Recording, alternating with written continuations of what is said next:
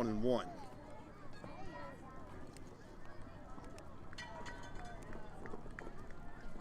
Waiting on pitch number 3, Cogdell eyeing second. Here's the throw, and that one comes in just a little bit too low. They're going to call it ball 2.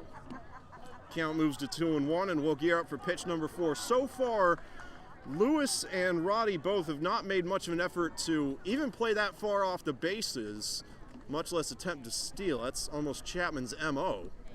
And that one is going to go down as a strike. Count moves to 2-2. That one a little to the inside, but they call it fair. Pitch number 5 coming up, and again, I mean, those Tigers are not playing very far off the bases. Stark contrast to what Chapman did in that last game. And got, kind of an odd hit. Goes by Murray. He thought he had it. And Blue Ridge is going to score. I don't know what happened there. David Lewis makes it home, and the Tigers are on top 1-0 early. Man, I've got no idea. Chapman had the same sort of lucky bounce during the Blue Ridge game. One went right over Bryce Roddy's head at shortstop, looked like a standard ground ball and just popped up over his head. And I guess that's karma. Got to balance everything out. I can think of no other explanation. Hey, credit to Miller just to be able to keep that one in play. I never even saw him hit it, but it went right down the line, right by Murray. Great way to start the scoring off for the Tigers. Runners on second and third as well. That first pitch from Cogdell is going to go just west, or just east of the strike zone, to be west on Cogdell's end. Count's going to start at 1-0 following that ball. Joey Murray up to bat. And Murray fouls this one off. Count's going to move to 1-1, and that one lands on the Little League field too. So all the foul balls so far have gotten some considerable distance on them. Counts at 1-1.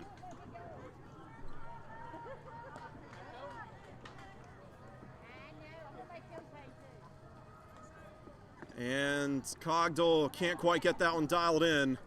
They call it ball number 2. A little high and a little off to the side. Waiting on pitch number 4 now.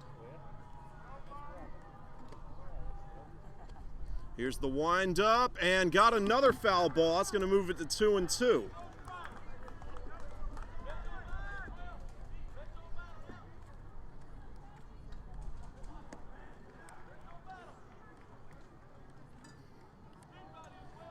Been a pretty even at-bat so far. We'll see what pitch number 5 holds. And got a swing and a miss. That's strike 3. Cogdell notches his first strikeout of the game. And with 2 outs, Blue Ridge is going to send the pitcher, Brant Samaro, to the plate. Samaro had a really, really good game from the mound for the Tigers on Friday night, but kind of got pulled under mysterious circumstances. We're not sure if he was on some kind of injury pitch count, or if Blue Ridge felt he wasn't doing good enough, or if he actually hit 110 for that game. But when he came out, that's when all the chaos started and Chapman started scoring again. When he was in, I believe the score was 7-0 or 7-2, something like that. Though from the plate, his day was a bit more tame. Runners on second and third here. That's going to move the count to 1-1 for Samaro. Pitch from Cogdell comes in just a little bit too low.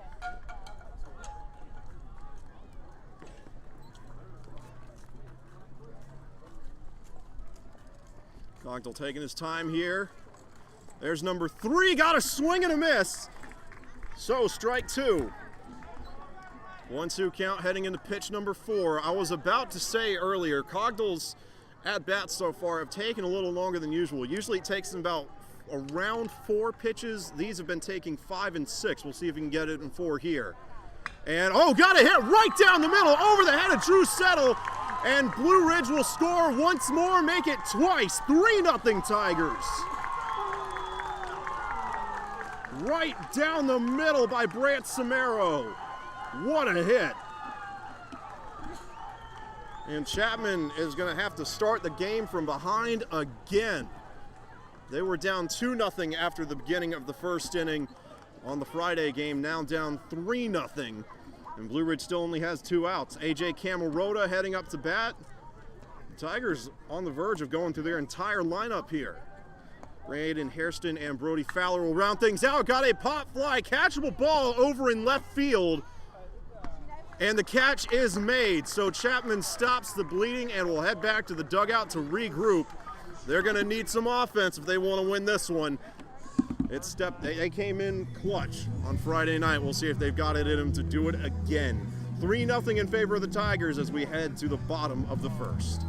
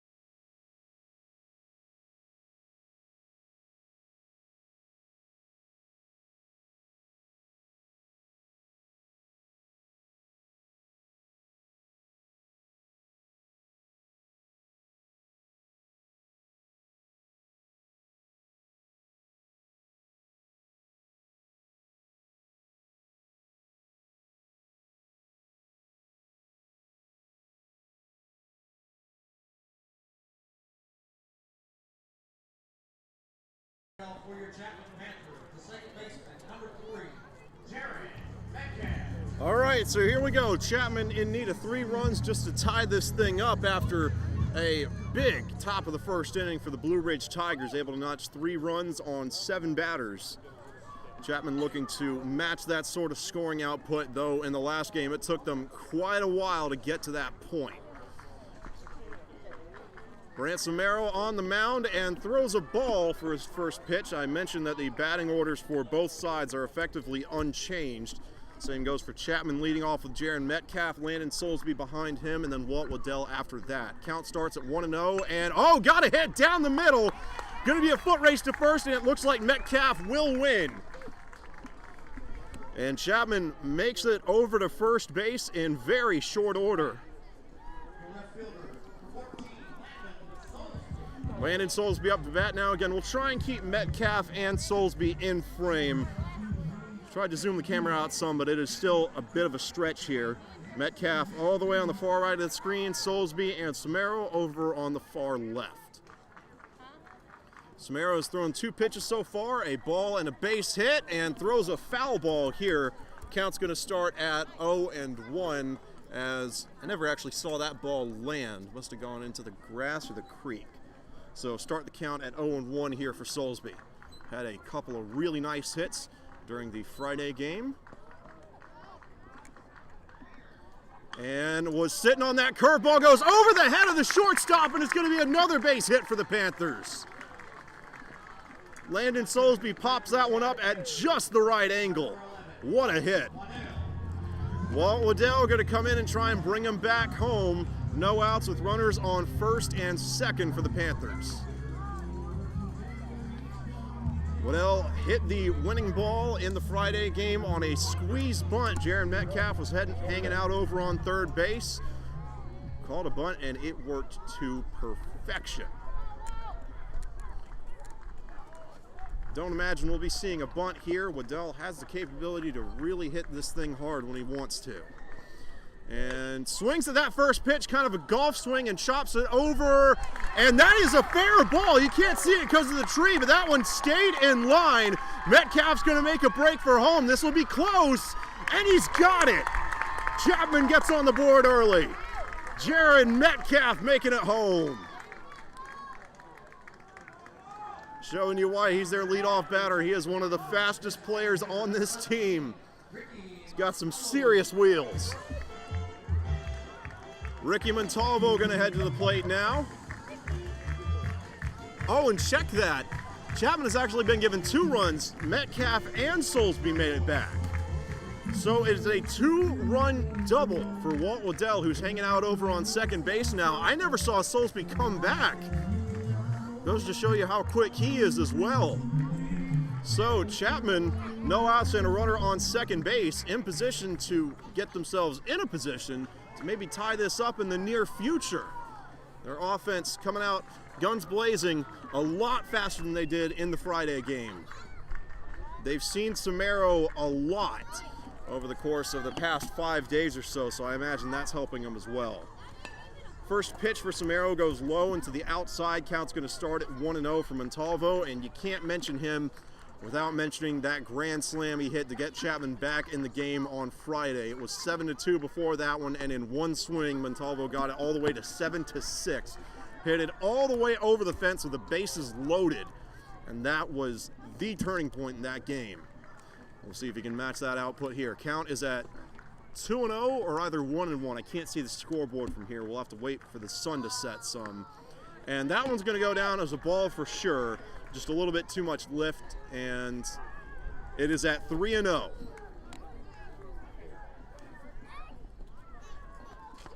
So here's pitch number 4 from Samaro. Waddell will not advance to third with a walk because first is currently vacant. And they're going to look Waddell back into place.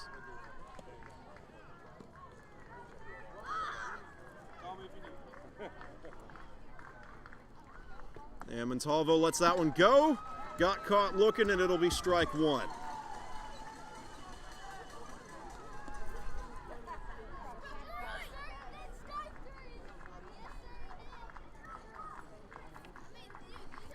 All right, so here's pitch number 5 in this set. Montalvo swings and cannot connect. There's strike 2. Nice slider there from Samaro. Got Montalvo reaching. So here's pitch number 6. Count started at 3-0, now at 3-2. Samaro looking to regain the advantage. And they're going to look Waddell back into place. Second time they've done that, though. They have not actually attempted a pickoff move yet. They've just kind of thought about it. And, oh, got another swing and a miss. Montalvo strikes out. And Blue Ridge finally gets their first out. It took them a lot longer than it did in Friday's game, but they've got it.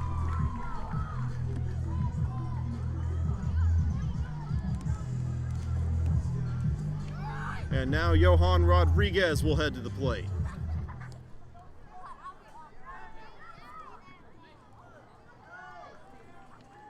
Here we go. 1 out and a runner on second base, and Walt Waddell. Chapman down 3-2.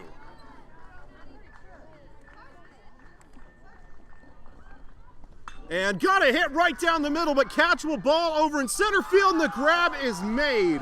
Grant Miller with the catch.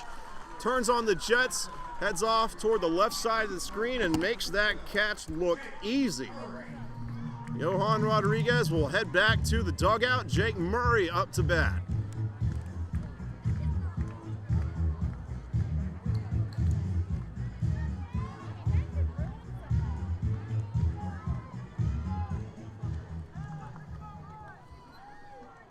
Here we go. Samaro has caught fire as of late. This is batter number 6 in Chapman's rotation. Blue Ridge got through 7. And they're going to go back to second. Waddell is safe, but that is awfully close. He'll have to be a bit more careful.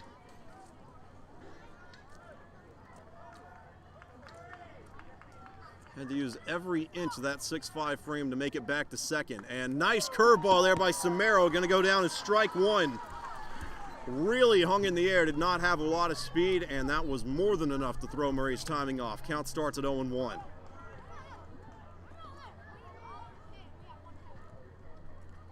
And got a foul ball by Murray on pitch number 2. Actually hits the back of that field D sign. That's why it was so loud. And that's going to move the count to 0-2. So now Brant Samaro has a chance to get the Tigers off the field. We'll see if they can retain their lead or if Chapman can get another runner in play. Though in these situations, it seems like it's always been a ball or a foul ball. Have not seen a lot of 3 strikeouts this season. I've gotten it to 0-2, and then it'll be like ball, foul ball. Very, very seldom have I seen 3 consecutive strikes thrown, but it could happen. And they're going to call that one a ball. I think Murray got lucky. That one really had a nice drop on it. Comes in maybe an inch or 2 too high. Man, that was definitely close. Count moves to 1-2, and we'll move on to pitch number 4. Samaro eyeing second, winds up. Here's the throw, and got a foul ball, so we'll keep it at 1-2. Swing came in, looked like a little high and a little late on that one.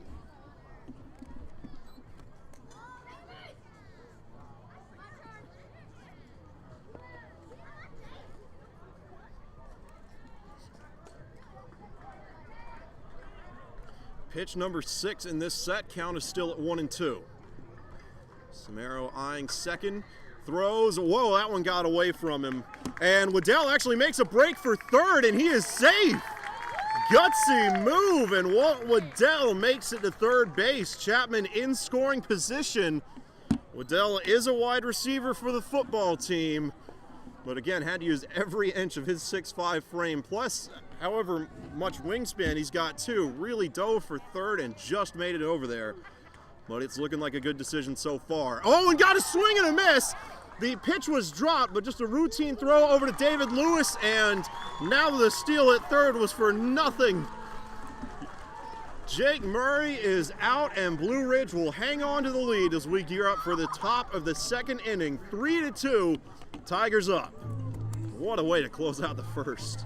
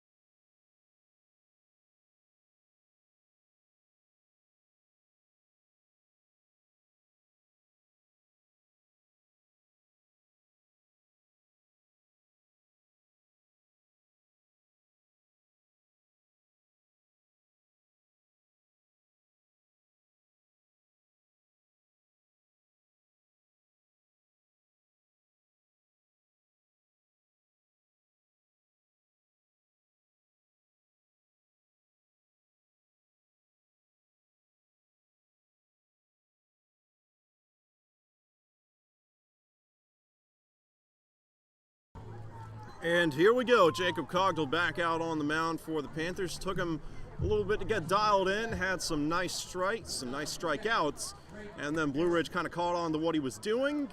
Chapman did give up some runs, but then Cogdell got it back under control, and Blue Ridge finished the top of the first with 3 given up. Up to bat now is Braden Hairston. The Tigers will roll their rotation over in this inning. It's going to be Hairston, Fowler, and then back to the top with JT Morris batting third. Cogdell taking his time on pitch 1, winds up. Here's the throw. Oh, got a big hit. That one is heading over to right field, and did he catch that? He did. What a grab out of frame. I cannot believe that. I think that was Gavin Humphreys. Went all the way to the fence and might have run into it to catch that one. That is insane. What a grab, and check that, that was Banks Atkins with the catch.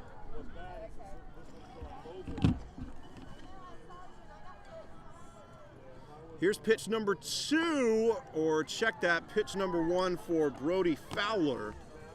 And it's gonna go down as a ball. So 1 out on the board for the Panthers, and in dramatic fashion, count starts at 1-0. Things probably gonna be a bit more grounded for the next couple of pitches. I don't think we'll see that kind of star power, at least for another few throws. That one goes down as a ball. Count moves to 2-0. Here's pitch number 3. Cogdill is missed to the left twice and sends one over the middle of the plate, and it'll be a base hit for Fowler. Makes it over to first. And Blue Ridge is back on the field. One out and a runner on first with JT Morris heading back up to the plate. This is their third baseman. Had a couple of nice hits on Friday's game. David Lewis is behind him.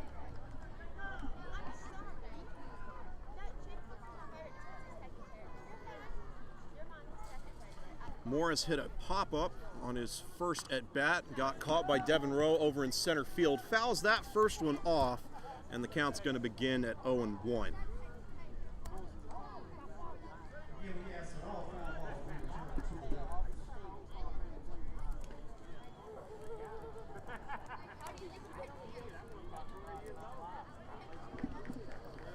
Cogdill taking his time. Here's pitch number 2, and got a hit, same spot, and picked up by the left fielder. Going to be another base hit. Credit to Chapman to cut that one off, but Blue Ridge now has 2 runners in play with David Lewis heading to the plate. Had a base hit on his last at bat, had a grand slam, or not a grand slam, but hit one over the fence and brought himself and another runner home on his first at bat of Friday's game. It was Ricky Montalvo who had the grand slam. But indeed, we did have 2 over the fence hits in the same game. We'll see how Lewis fares. One out with runners on first and second.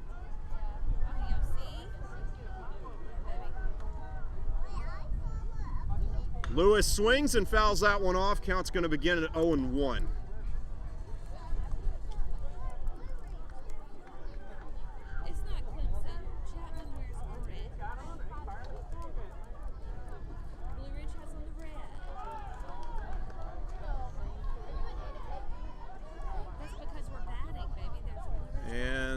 Chapman's defense shifting around a little bit.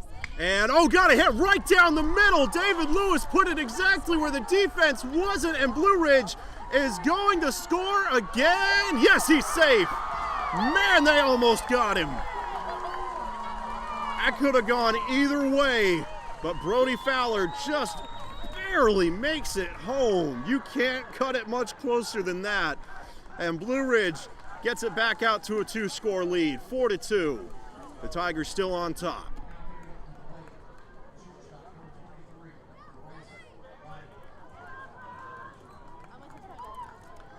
Yes, baby.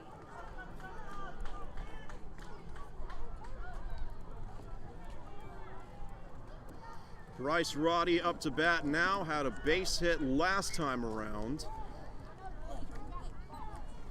One out with runners on first and second. That one is fouled off, so forgot to change the ticker, but it count's going to stay at 0-1 here.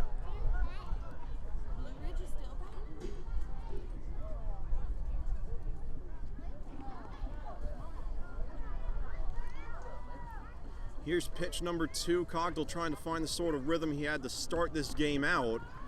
Can't get it there. That one goes low into the outside. Count's going to move to 1-1.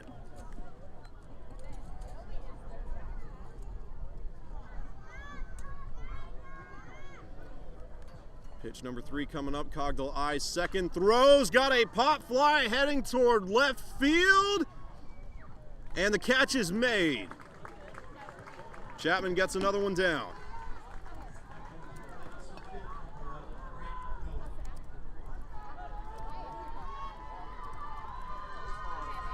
Grant Miller up to bat now. Don't quite remember what he had last time around. I don't recall if it was him or Murray that brought everybody back home.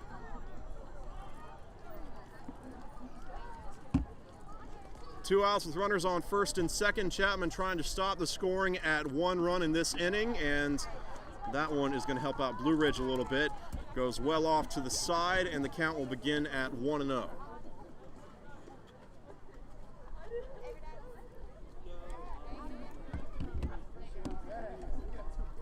Pitch number 2 on deck. Cogdill thinking it through. Here's the throw. And right down the middle, Jaron Metcalf can't save it. Blue Ridge will score again. They're going to try to make it 2. And nope, now they call Lewis to stop over at third base. Blue Ridge puts another one on the board. Chapman back down by 3 with David Lewis on third and Brant Miller on first. Joey Murray, the designated hitter, heading to the plate.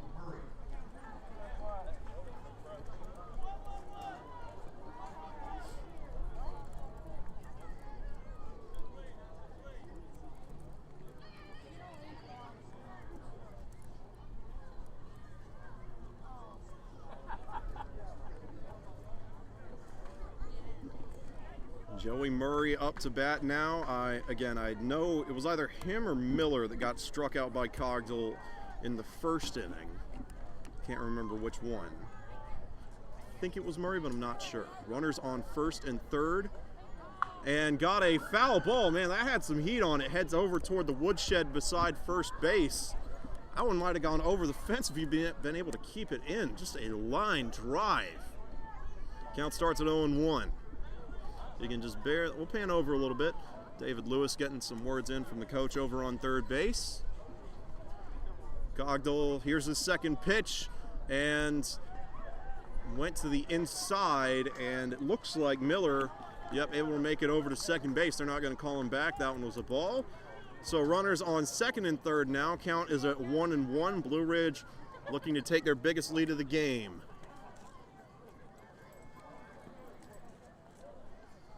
Cogdill, gives up a hit. Catchable ball for Devin Rowe, and the catch is made. And the scoring will stop at 5. 3 in the first and 2 in the second. Blue Ridge on fire.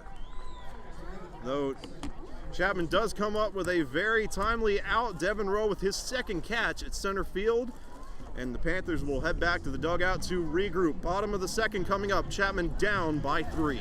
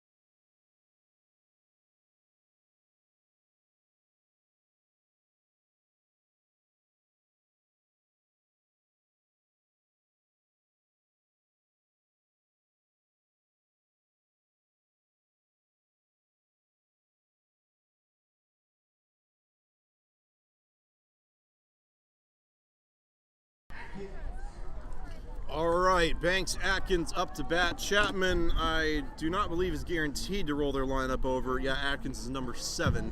A base hit will get them back to the top, though. It's going to be Atkins, Rowe, Settle, and then Metcalf will bat 4th if Chapman can make it that far. Brant Samaro on the mound for the Tigers, and his first pitch to Atkins is going to be a hit, possibly into the open field. No, caught by the center fielder.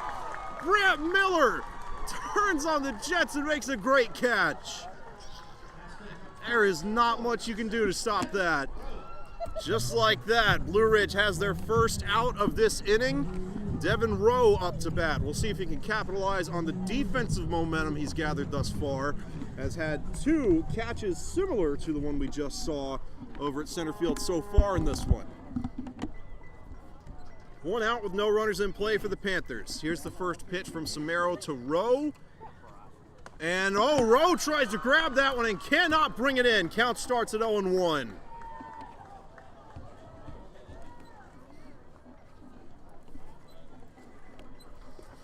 Here's pitch number 2. Samaro taking his time, winds up, and sends that one right down the middle, and Rowe can't connect again. Great curveball. That dropped down, right as it was coming over the plate. Samaro could not have timed that one up much better. Counts at 0-2. Blue Ridge looking for their second out of the bottom of the second inning. and they won't get it there. That one comes in too high. Count moves to 1-2 for Rowe.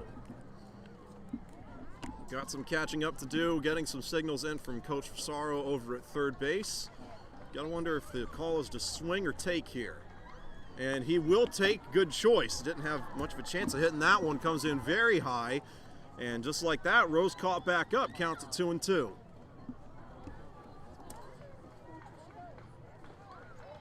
Samaro winds up. Here's pitch number 5 in this set. And got a foul ball. I don't know what part of his bat Rowe hit that with, but it was really, really far to the inside. It looked like he might have gotten it, I don't know the proper name for it, but the part where the black tape's wrapped around to help you grip the barrel some. That was a very odd hit. Count will stay at 2-2. Pitch number 6 coming up. 2 strikes and a foul ball. And here's number 6. Rowe connects, but this one catchable. Has a lot of hang time, and the grab is made over in right field. That is A.J. Camarota with the catch. And just like that, Blue Ridge has 2 outs. The second one took a little longer than the first, but their defense and their outfield in particular playing strong in this inning. Drew Settle, the quarterback for the football team, headed to the plate now.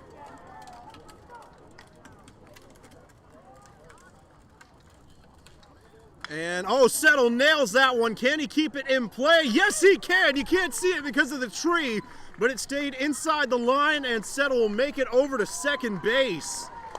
Just what the doctor ordered for the Panthers. They needed that one. And they're back to the top of the rotation now. 2 outs and a runner on second. Jaron Metcalf back up to bat. Had a base hit the first time around.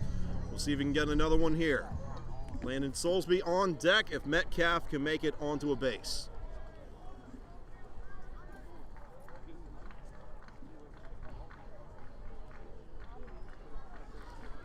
We'll see how Samaro responds, and trying to get a slider going. Definitely had some horizontal movement on it, but goes too far off to the outside. Count's going to start at 1-0.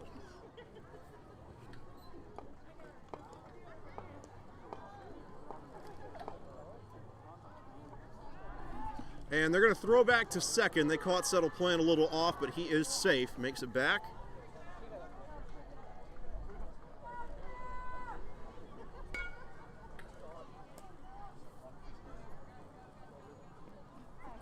And here's pitch number 2. That one is going to go down as a strike.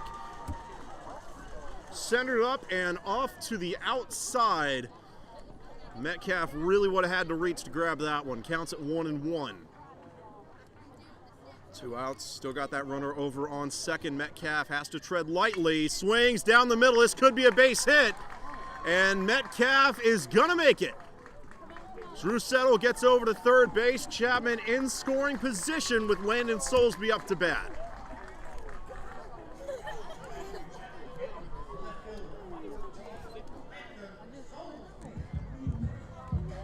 Soulsby had a base hit last time around. We'll see if he can get another one here.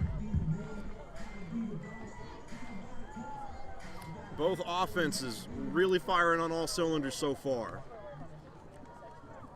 Chapman down by 3, but in scoring position. Drew Settle kind of hanging out over on third base, waiting for something to happen.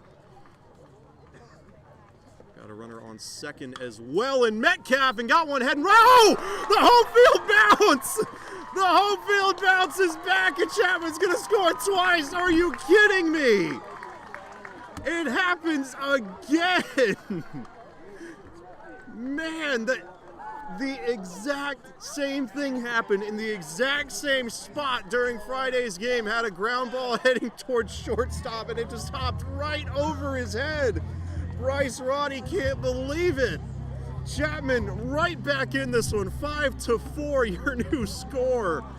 What a hit by Landon Soulsby.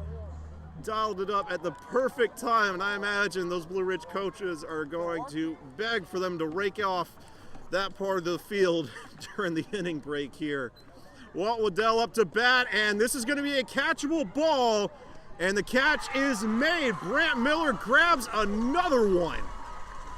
Man, he has been a force to be reckoned with over in center field. So Chapman partially holds up their end of the deal. Game is not tied, but it is within a single run. Top of the third coming up, Chapman down 5-4.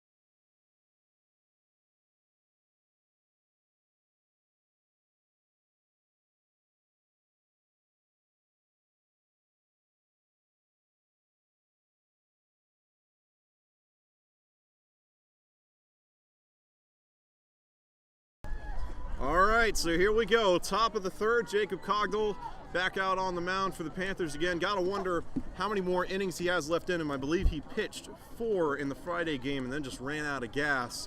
Usually a closer not used to throwing for more than 1 or 2 innings at a time. Conditioning going to be a big factor, especially considering that, to my knowledge, Banks Atkins is the only other major pitcher in the bullpen tonight. Montalvo, Waddell, and Humphreys all pitched in Monday's loss to West Oak. Count is at 1-1 here.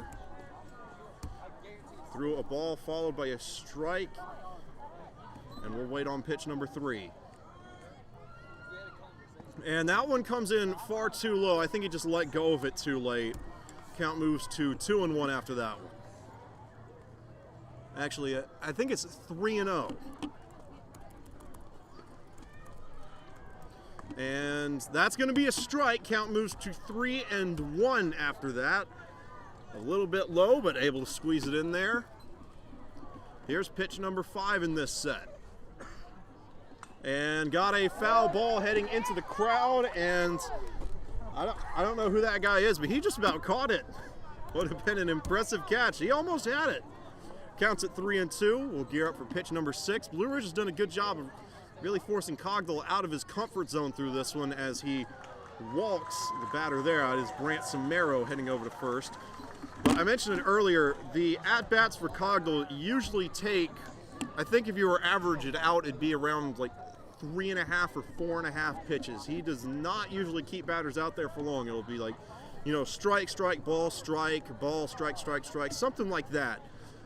Usually over in about 4 pitches, but Blue Ridge has taken him routinely 5 or 6, which not only is going to bite into his pitch count some, but it's got to make him think about the ones later on in the set. Going to be interesting to see if Blue Ridge can keep that pace up.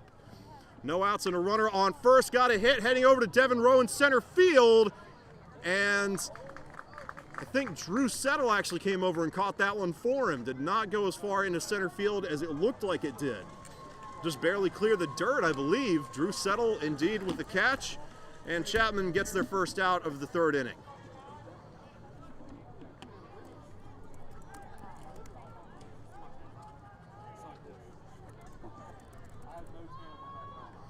And Camerota heads back to the dugout. Braden Hairston up to bat now. Got caught out at right field in the top of the 2nd inning. It was just a fantastic catch by Banks Atkins. Ran into the fence as he was grabbing the ball and still hung on to it. Not much you can do about a great defensive play, really. Count starts at 0-1 following a strike thrown by Cogdell. 1 out with a runner on first for the Tigers. And got a foul ball. It's going to move it to 0-2. From here, it looked like he swung right on time, but I think he might have just caught the edge of that ball. Took an odd spin and heads over to Brody Fowler on the warm-up circle. So here's pitch number 3. And Cogdell lets go of it too late. Count moves to 1-2.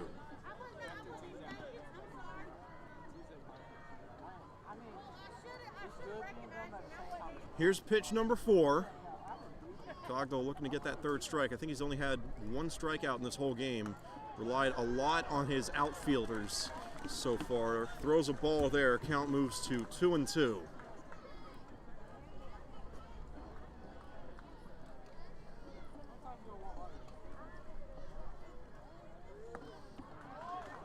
And got a ball there. Count moves to 3-2. I tell you, this is a paradigm shift from what we've seen Cogdell do usually. He'll come in the 6th or 7th inning when Chapman's up by a run or 2, and at those points, I mean, we're used to just seeing him plow through guys as they try and catch up to fastballs and whatnot. But I think between the current scenario and just the overall level of competition, Blue Ridge has really given him some headaches, but he's able to notch a strikeout there. Braden Hairston going to have to head back to the dugout. 2 outs on the board now. Hairston thought he got walked. They call it a strike. And Fowler will head to the plate.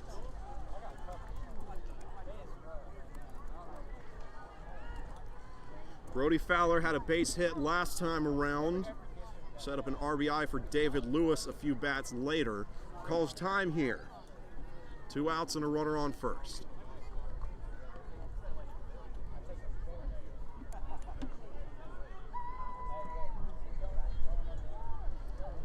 Here's the first pitch of this set. Fowler sends it over to Metcalf at second base. They're just going to toss it over to Drew Settle, and Chapman gets off the field. That is the first time they've held Blue Ridge scoreless in an inning in this game. Gave up 3 in the first, 2 in the second, and now none in the third. And just like that, we're heading to the bottom of inning number 3. Chapman still down by 1, but maybe with some momentum after that defensive stand. Back in a moment.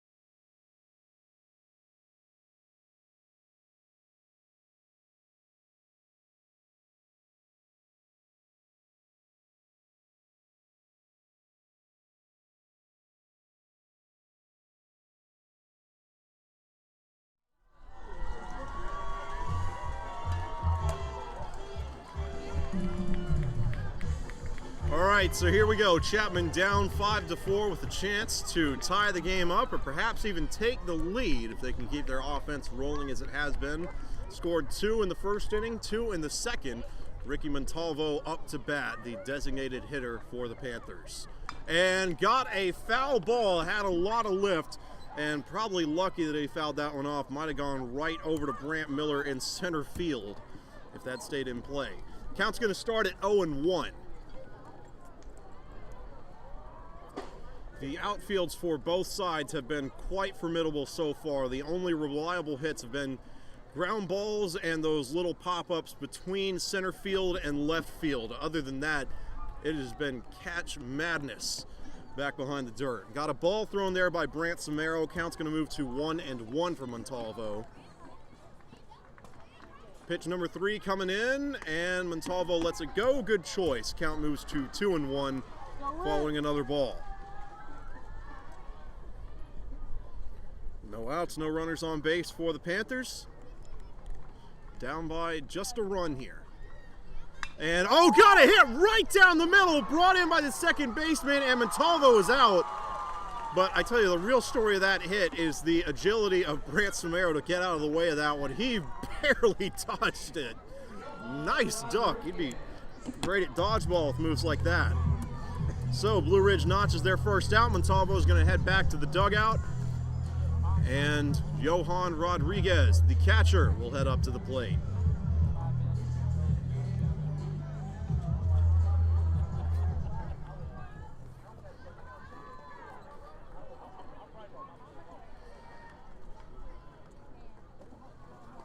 One out with no runners in play for Chapman. Here's the first pitch from Samaro to Rodriguez, and nice curveball.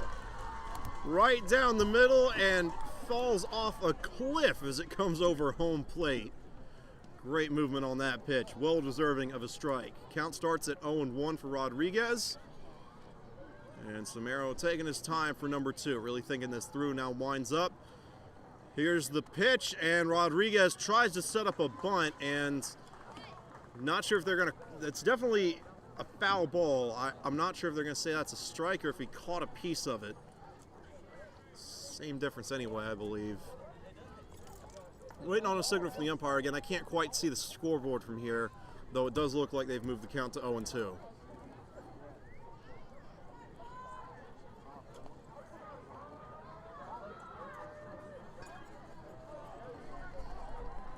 And here we go, pitch number 3 in this set. Samaro looking for a strikeout.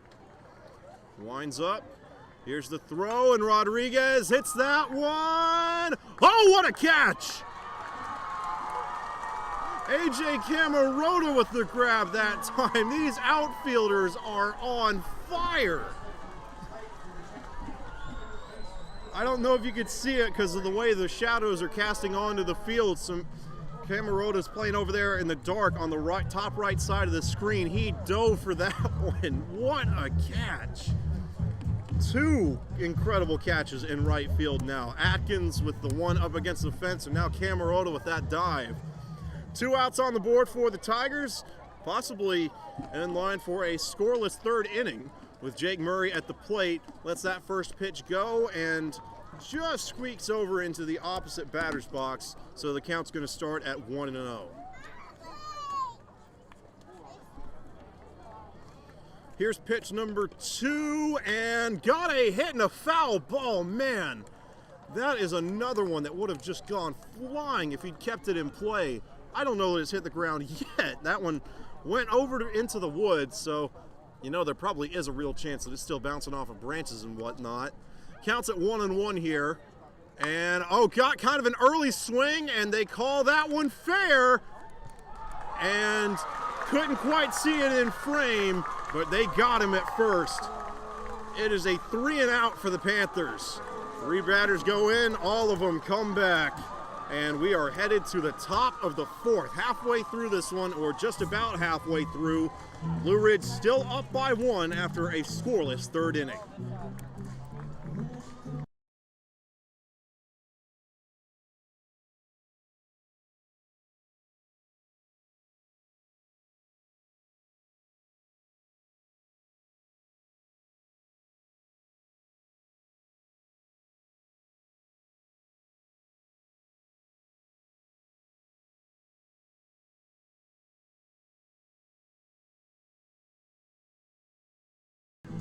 All right, and that's what I figured would happen. Got a pitching change here. Banks Atkins out on the mound, so Cogdell's day is done again. I think 3 innings is about his limit. He has not pitched more than 1 or 2 for the vast majority of the regular season. So we'll take a break while Atkins gets warmed up and be back when he's good and ready to go for the top of the 4th inning.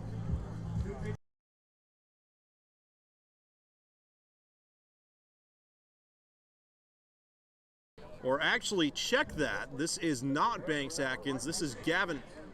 Okay, I was about to say, because Humphreys pitched in the West Oak game, and I don't know how long he was in for, but I imagine he'd be ineligible for this one. The problem is that the 8s and 6s on Chapman's jerseys look really similar.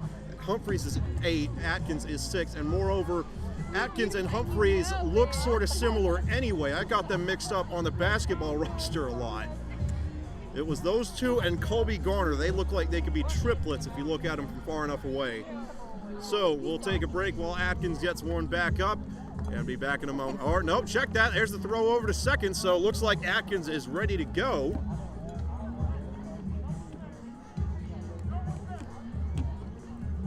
And I think this is JT Morris up to bat. Got caught at center field by Devin Rowe on his first at bat. Hit a base hit the second time around. He's made contact both times. Has not been struck out so far. This is his third trip to the plate, top of the fourth inning.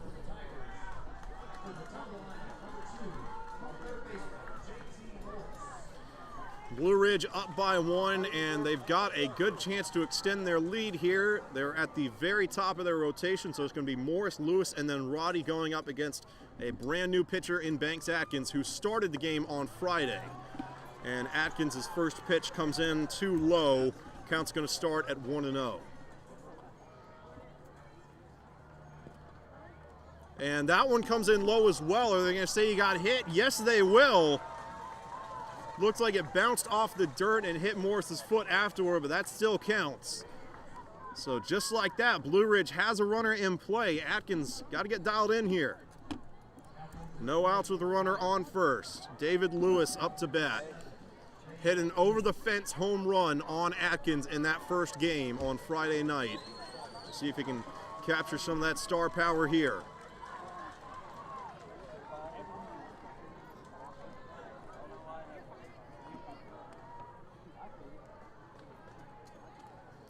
And that one off the mark, so 3 consecutive balls thrown by Atkins so far. 2 against Morris and now 1 against Lewis. Here's pitch number 2, and that one goes down as a ball as well. Counts at 2-0 now. Atkins kind of sidearms it back to first. Not much to see there. Morris really wasn't playing far off. Waiting on pitch number 3, and that's going to be ball number 3. Make it 5 balls thrown by Atkins so far.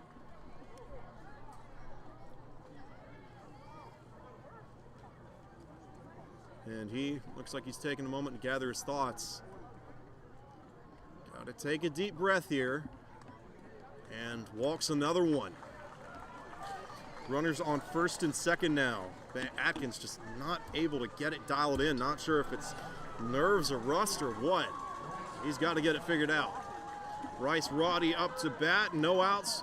2 runners in play.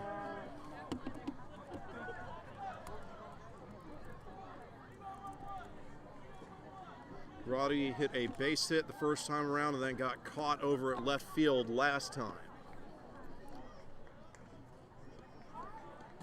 Brant Miller is on deck.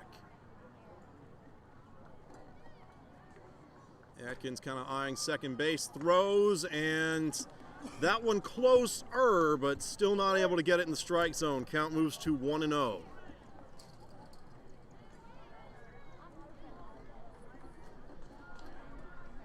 And we'll wait on pitch number 2 here. Atkins, quick release, and got another ball. So he's gradually inching closer to the strike zone. That one really could have gone either way. And not sure who called time, but Chapman is going to take the opportunity to kind of ease Atkins' nerves a little bit here. Again, not sure what's wrong, but he's just not quite himself right now. Usually a lot more accurate. They've got to figure out what's wrong and get him calmed down.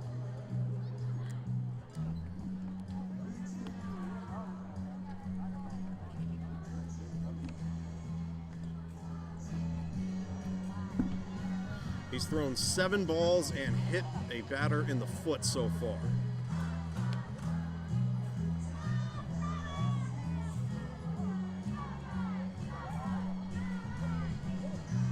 And looks like that was just a pretty routine basketball timeout, for lack of a better term.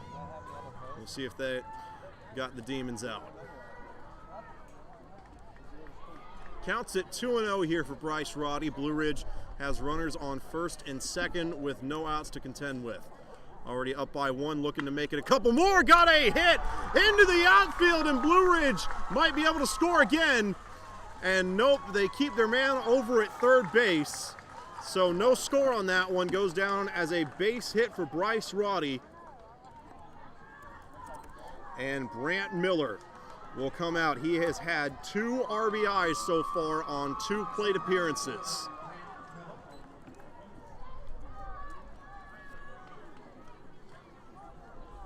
Atkins has to proceed with extreme caution here. Can't be so careful that you just walk him like rolling it along the ground or something, but bases loaded, down by 1, still trying to get dialed in, though that will help Atkins' confidence for sure. Finally gets a strike in. Count's going to start at 0-1. Blue Ridge will score with a walk.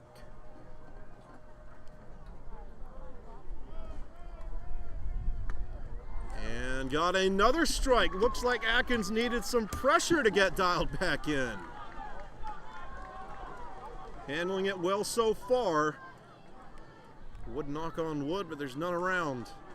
Here's pitch number 3.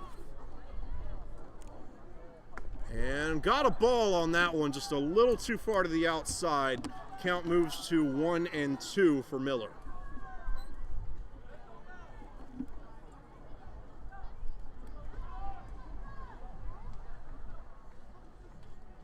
And got a big hit, and it hits the ground. Chapman is unable to bring it in, and Blue Ridge will score. That is the 3rd RBI of the game for Brant Miller. He has been a force to be reckoned with so far, offensively and defensively. Blue Ridge strikes again, now up 6-4 in the top of the 4th inning. Bases still loaded with Joey Murray heading to the plate. Got struck out by Jacob Cogdell in the 1st inning, and then got caught by Devin Rowe in center field last time. We'll see if he can get anything going here. Runners on 1st, 2nd, and 3rd. Actually, we'll keep the camera there so you can see the man over on 3rd base. I believe that's David Lewis. It was JT Morris scoring last time. Got a ball thrown there by Atkins to start. Count begins at 1-0.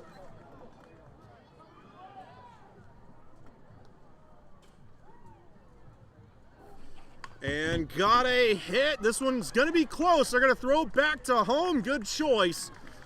David Lewis is out. Chapman got the highest priority runner taken care of. And they finally got that first out of this inning. But the bases are still loaded. Goes down as a base hit, but no RBI. Brant Samaro up to bat now. Has 2 RBI and a base hit so far.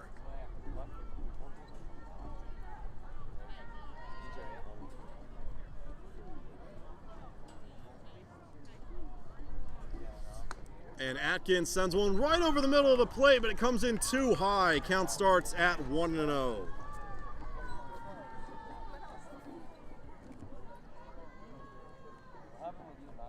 Here's pitch number 2, and comes in a little low. You can see that one just come out of his hand a bit too late. Count moves to 2-0. Remember, Blue Ridge will score with a walk, so Atkins has to at least find a way to catch up in the count. And got one right down the middle. That'll certainly help. Got a strike there. Count moves to 2-1.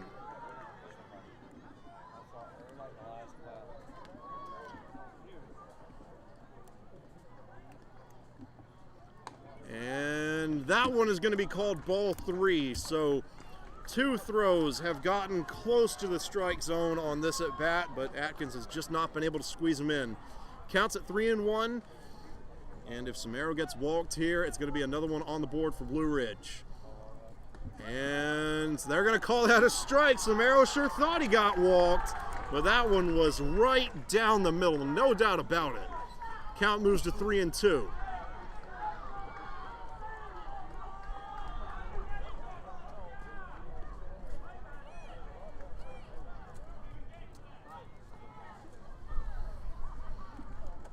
And got a foul ball heading out of the park, probably going to land in the trees near the softball field, and yep, hits the ground. Count stays at 3-2, and we'll head into pitch number 7 in this set. Samaro has been out there a while, had a productive day from the plate so far, and Atkins trying to bring it to an end. Here's pitch number 7. That's going to be a walk, and the ball gets loose. Blue Ridge scores again. 7-4. The new margin. Chapman back down by 3.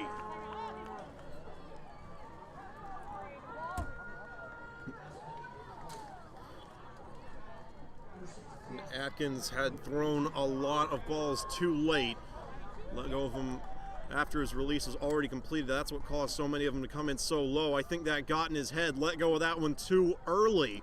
Comes in high, heads over the head of Johan Rodriguez, and he is going to get probably a stern talking to from Coach Fasaro, or no, check that, they're pulling him.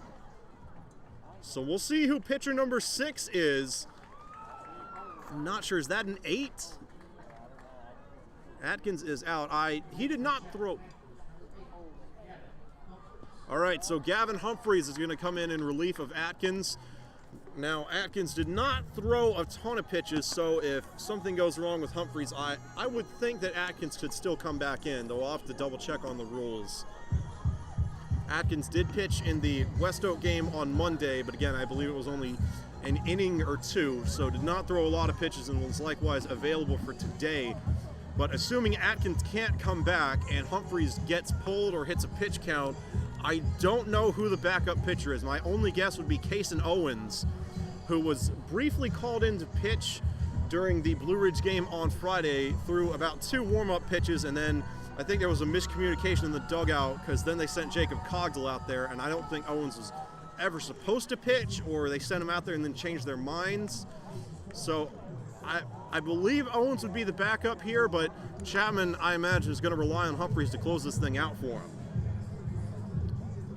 because Owens is the only pitcher Chapman has put on the mound so far that I personally have not seen throw. I've seen everybody else go for it. Cogdell, Montalvo, Atkins, Humphreys, and Waddell during Friday's game. He pitched a little bit during West Oak too, so he may be available actually. Though Chapman would lose their first baseman in that scenario. Got some chess maneuvers to be made in the coming innings. Atkins does not have the strongest arm in the world, can get a lot of movement on pitches. We'll see if the lack of speed actually throws off Blue Ridge's timing a little bit. We've seen that if you've tuned into any of Landrum games, any of Landrum's games this year. I mentioned it during their playoff match against Christchurch this Monday. Slower pitchers actually throw them off more than faster pitchers, at least over at Landrum, because they're so used to going up against guys that throw 80 and 90 mile an hour fastballs that when they get a guy that doesn't have that level of arm strength, it actually throws them for a loop, and it takes them a while to get adjusted. So we'll see if the same happens with Blue Ridge, though not really going to get a chance to do anything on that one. That pitch goes well off to the inside, and the count will start at 1-0. AJ Camarota up to bat. He's been struck out and then caught over at center field. This is his 3rd trip to the plate, and they're going to call that one a ball. Count moves to 2-0. Blue Ridge will score with a walk. Saw it last time around. Though I do not believe Blue Ridge has been up by 4 in this game. They've been up by 3 several times, but I don't think the lead's gone any higher than that. Got a strike by Humphreys. Nice way to rebound on that one. Count moves to 2-1.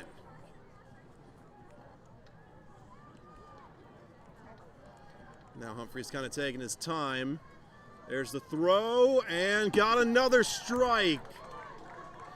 A little off to the outside, but able to squeeze it over the outside of the plate.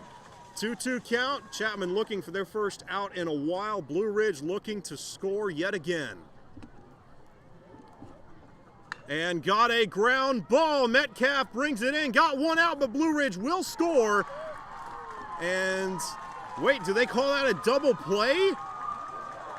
I didn't see what happened over at first base. I don't think they got it, but it sure was close.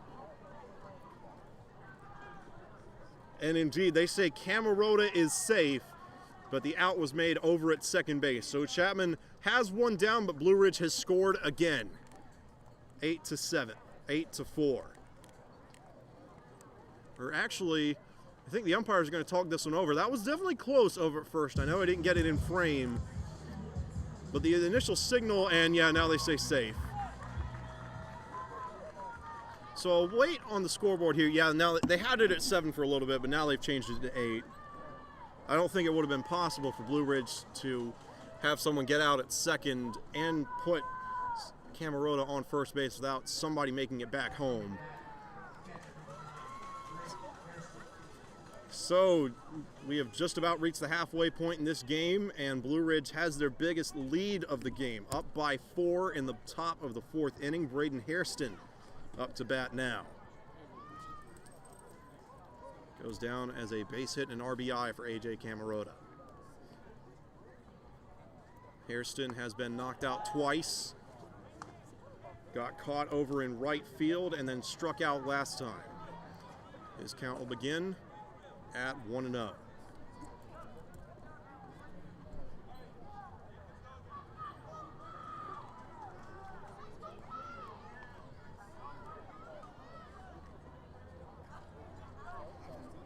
And Hairston calls time.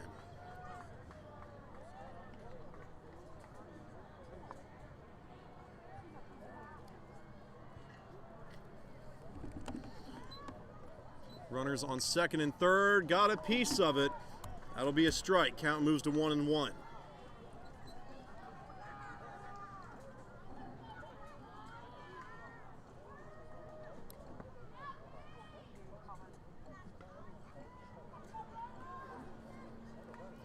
Rodriguez talking this over with Gavin Humphreys over on the mound.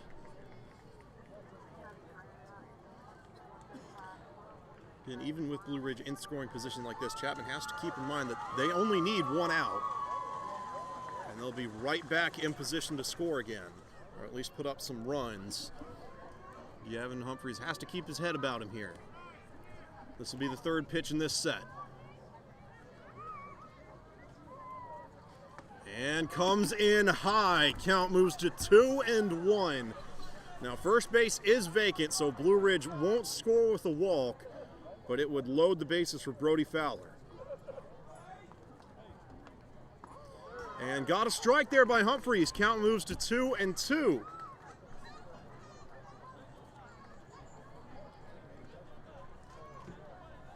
So here we go, one of the highest stakes throws in the game to this point.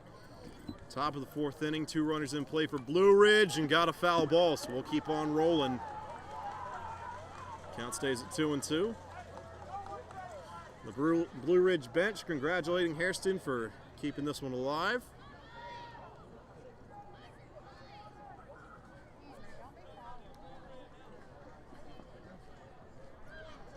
Here's pitch number 6 from Humphreys.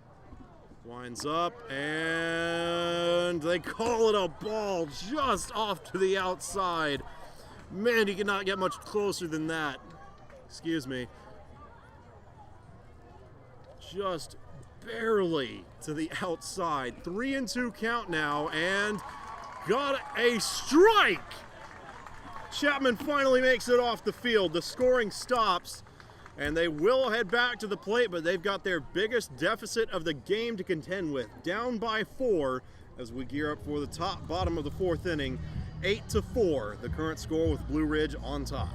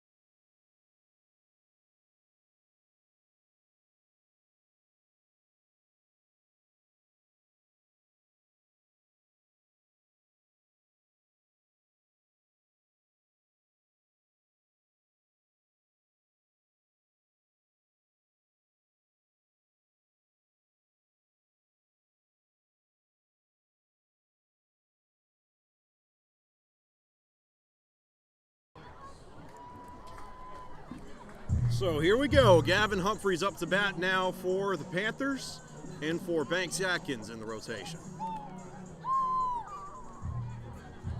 Check that. I believe he may be in for Jake Murray. Let me double check.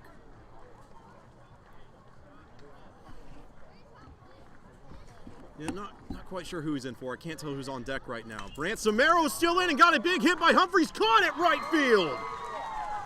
AJ Camarota puts another one on his resume. And just like that, Blue Ridge has their first out. That outfield has been unstoppable. It seems like they can get across the whole of the field in just the drop of a hat.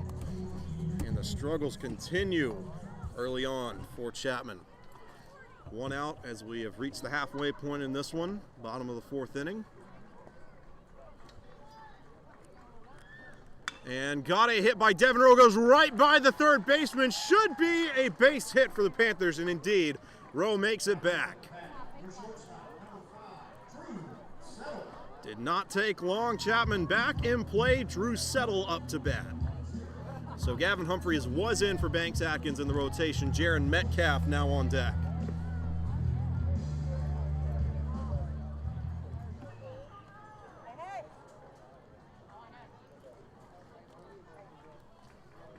One out and a runner on first, and Settle lets that one go. Good choice. Count moves to 1-0 to start.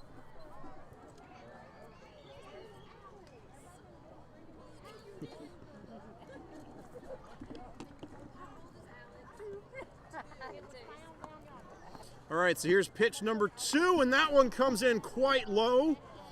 Settle lets it roll, and the count's going to move to 2-0.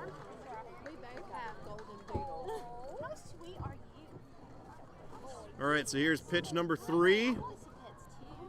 Samaro really taking his time, kind of eyeing first base. Have not seen a pickoff move in quite a while, and in the meantime, they're making a break for second, and they made it look easy. Devin Rowe turns on the Jets, makes it over to base number 2, and Chapman has stolen another one. In the meantime, count moves to 3-0. That pitch a little off the mark. So here we go. Pitch number 4 in this set. I think in this game, every time it's gotten to 3-0, the pitcher has thrown a strike afterward. And that one is going to break the tendency. Ball thrown by Samaro there. Drew Settle heads over to first base. And just like that, Chapman has got some momentum with Jaron Metcalf heading up to the plate. Caught a great bounce over at shortstop on his last at bat. Hit a ground ball right over to Bryce Roddy, and it hit a rock. There's something out there because the same thing happened in Friday's game. It was heading right for Roddy and then just bounced straight over his head.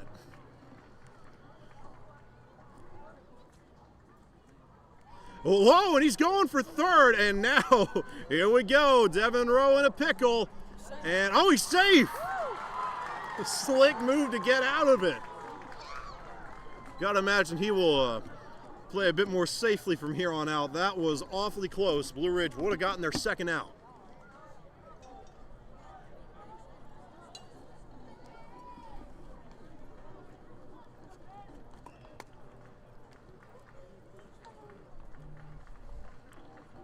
And they're going to throw back to second again, and once more, Rowe is safe. Blue Ridge wants an out. He's been flirting with disaster, but so far has not paid the price.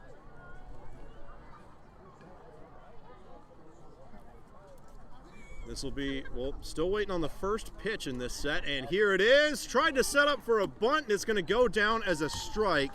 Metcalf unable to connect.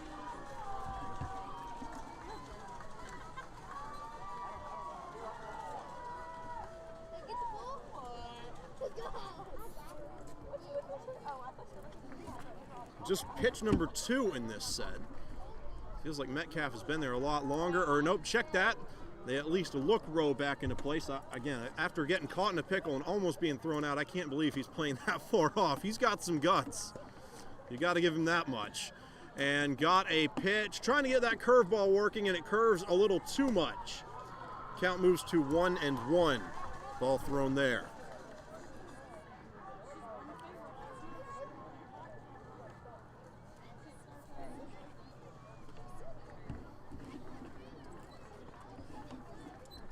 Samaro eyeing second base, and we'll go that direction. Did they get Rowe? Not quite.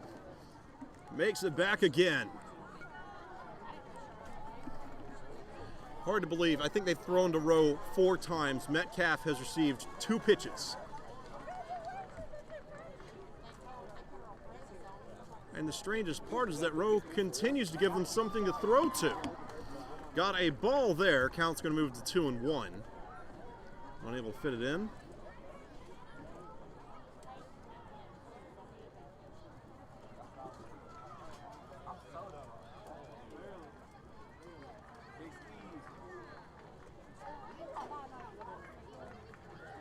And Samaro's third pitch actually hits the dirt. That's going to be ball 3.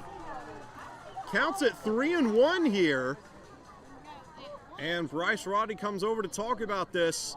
Bases are going to be loaded if, yeah, I think Drew Settle got walked as well. Bases are going to be loaded if Metcalf gets walked. Here's pitch number 5, unless they try to throw back to second and get Rowe out again. And nope, they will throw to Metcalf, and that's going to be ball 4. Bases loaded for the Panthers. Metcalf heading over to first. That Blue Ridge crowd couldn't believe it. They thought that was a ball, but from their perspective, it probably did look like a strike. But from here, it was a ball for sure. That one was off to the side. But again, they're kind of facing the right side of the plate, so I'll actually pan over so you can see them. So from the way they're looking at it right there, it probably did look like a strike. But that was definitely a ball, and now the bases are loaded with 1 out and Landon Soulsby at the plate. David Lewis going to head over to the mound to talk about it now, and JT Morris going over as well. Looks like we may have a full-blown timeout on deck. I wouldn't think they'd pull Samaro right now. He's not been, I mean, he hasn't been self-destructive. He hasn't gone out there and just thrown underhand to anybody at this point. But I think they are going to have a conversation. He's been out there a while. I'd say maybe 70, 80 pitches thrown. I'm not sure what all Blue Ridge did in the game against, I can't remember. It wasn't West Oak. It was Fairfield Central that they beat. Not sure who all pitched in that one. So I'm not sure who the reserve would be.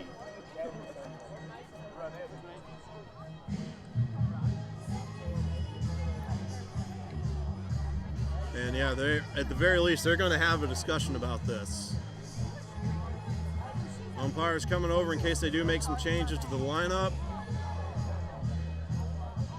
And I think they're keeping Samaro in. Looks like they are. Samaro's still on the mound.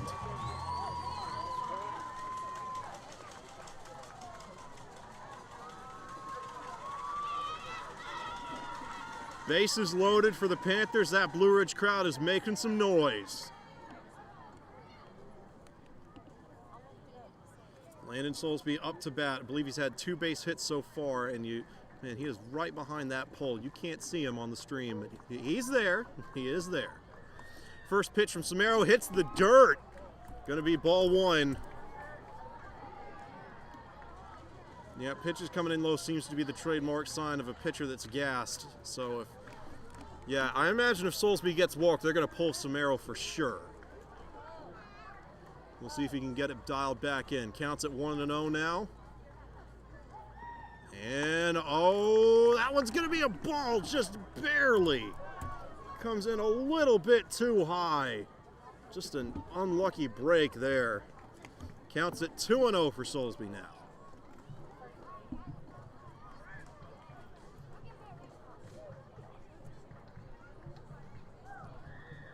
And got a hit. This one catchable. No, it hits the dirt. Chapman's going to score. And it goes down as an RBI for Landon Soulsby. Devin Rowe makes it home. Drew Settle is on third base. And the bases are still loaded. Chapman notches one back down to a 3-score lead for Blue Ridge. And now I think they're going to talk about this again. It looks like Samaro at least wants to stay in. So I imagine he's saying he's good, but You know, especially in the arena football world, you got to know, like, when athletes say they're good, it's like they're probably not good. So they're always going to say they can play longer than they actually can, and I think that's the right choice on Blue Ridge's end. Well, the name left me there for a second. Samaro is going to exit the game. Did give up 5 runs, but I mean, it was not that bad of a performance. Just kind of fell off there at the end. Blue Ridge, again, has not trailed in this game. Their offense has really picked up the slack where the defense and pitching games have had some issues. Not a bad game at all for Samaro, despite what the scoreboard says. And I do think this is the right call here. He was really running out of gas toward the end there. John Michael Watson will be the new pitcher now. We saw a little bit of him during Friday's game. I think he was the 3rd pitcher they used. I don't remember why they pulled him, but he only stayed in for an inning or 2 from what I remember. So we'll take a break and return when John Michael Watson is warmed up. Bases loaded with Walt Waddell up to bat when we come back.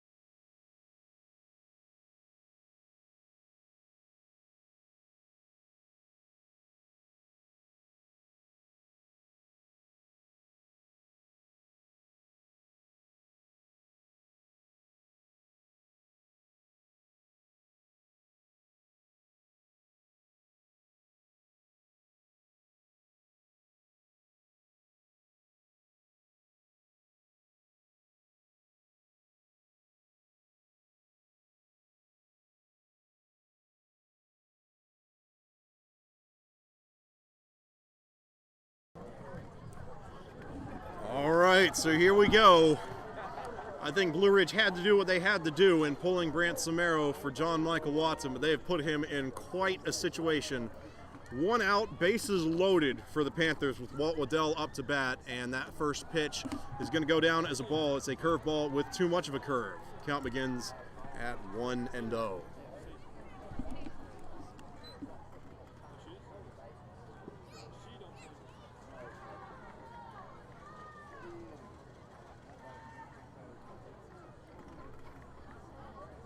Here's pitch number 2 from for Waddell, and that one's going to go down as a ball 2. Counts at 2-0 now. That one just too far off to the outside. Comes in a bit low as well. Watson got to get dialed in. Chapman will score with a walk. Ricky Montalvo's on deck. And, that's going to be... they call it a ball. They say it just went over the right side of the plate, or didn't go over the right side. That was really, really close. That Blue Ridge crowd can't believe it. That really could have gone either way. Count moves to 3-0. Watson got to be careful.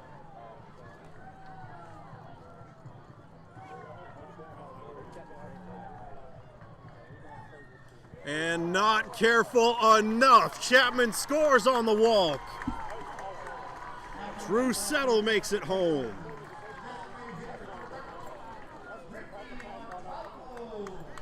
Ricky Montalvo up to bat now for the Panthers. Had that grand slam in Friday's game. Very similar situation here. Chapman down, though. When he hit it initially, they were down by 5, only down by 2 here. And I mean, the base is loaded, coming in with an out on the board. An eerily similar situation, though I have my reservations. We'll see it again, because that was the only grand slam I have seen between Chapman or Landrum and any of the teams they've played all season long. Got a strike, goes right down the middle. Nice pitch by Watson to rebound after giving up that walk. Count starts at 0-1.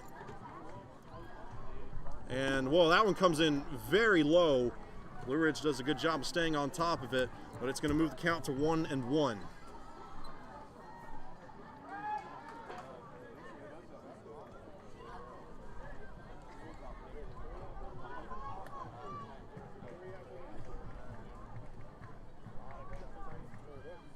And, man, he's been trying to get that curveball going. It's got a lot of movement, but not enough power.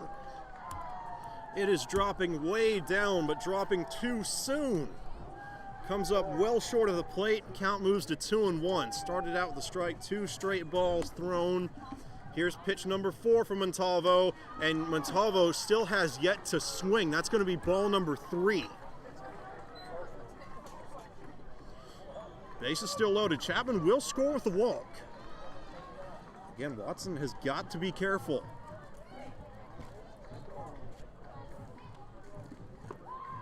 And wasn't careful enough. Chapman scores again.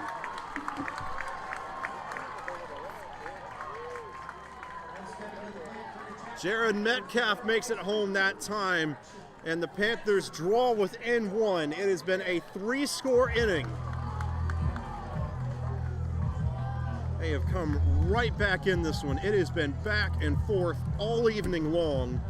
Though, again, Chapman has not led through this entire game, and they did not lead at any point in the Friday game until Jared Metcalf scored on the final play. So for every single pitch in this entire series, Blue Ridge has led except for 1. Chapman looking to break that here. Johan Rodriguez up to bat, 1 out with the bases loaded. Going to be a ground ball over to shortstop, and Blue Ridge will go for the double play, and they do get the out at second. Montalvo will head back to the dugout, but they were not able to get Rodriguez at first. Landon Soulsby makes it back home, and Chapman has tied the game at 8. Jake Murray heading to the plate now. Runners on first and third. Walt Waddell in scoring position.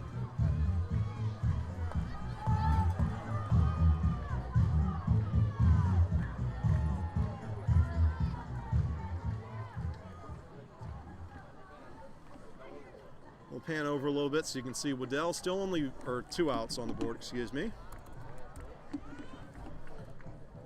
And, oh, nice curveball by Watson. Finally got enough heat on it.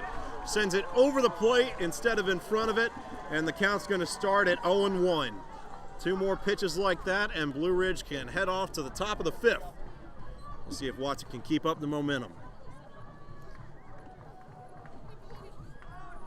And got a hit, and it lands on the ground. Chapman's going to take the lead. Base hit and an RBI for Walt Waddell, or check that. Walt Waddell makes it home. Jake Murray with the hit. And Chapman has their first lead of the game, 9-8. John Michael Watson still on the mound, though if this pace keeps up, I imagine his pitches are numbered. Looks like Blue Ridge is calling time here. That might be what they're going to talk about. Or no, check that. Chapman's bringing in a courtesy runner over on third.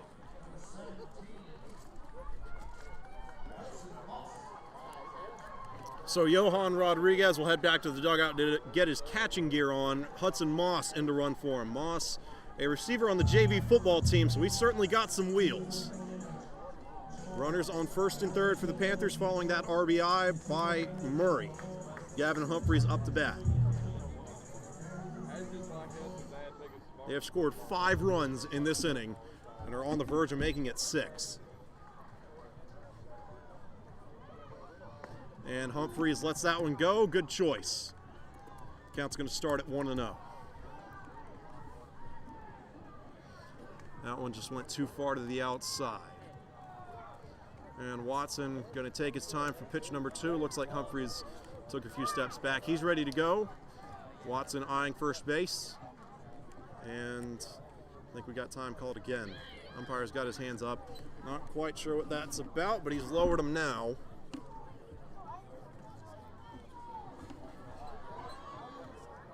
And we're ready to roll. Here's pitch number 2. Humphreys set his feet and does get called for a strike. That one went right down the middle. Came in a bit low, and I think that's what caused him to hesitate. But still in the strike zone, enough to move the count to 1-1.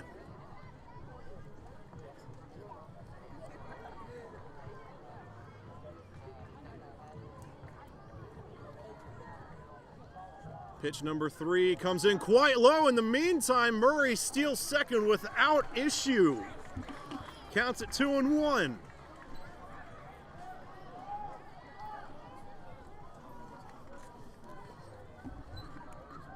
Here's the 4th pitch in this set.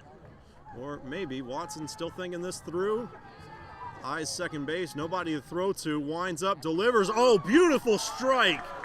Right down the middle.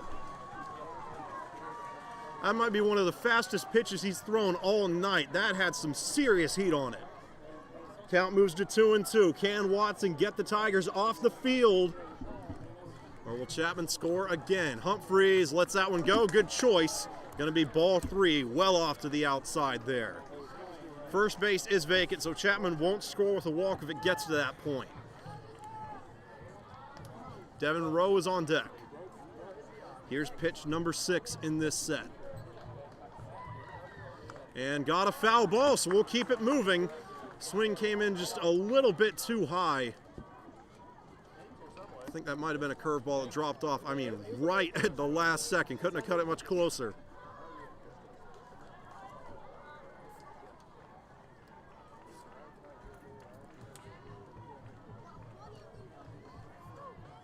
I think this is pitch number 8 and got a foul ball.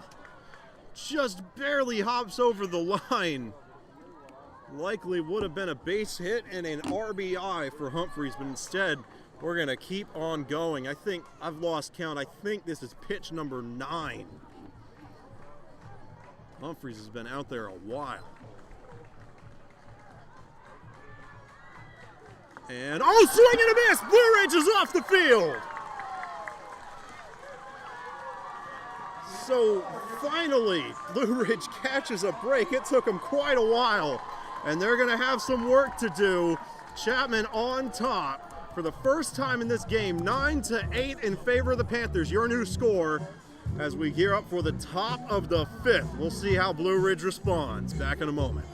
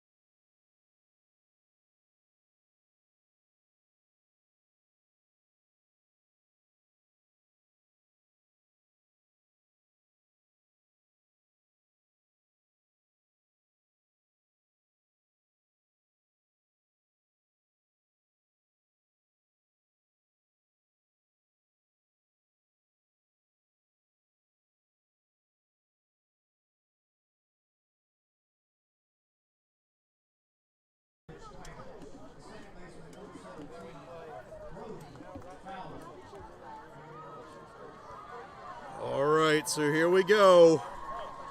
Blue Ridge trailing for the first time in this game, down by 1. The score is 9-8 in favor of the Panthers. Brody Fowler up to bat, had a base hit on his first trip, got out on the second. Gavin Humphreys on the mound for Chapman and throws a strike to start. Fowler put everything he had into that one and could not bring it in. Count begins at 0-1.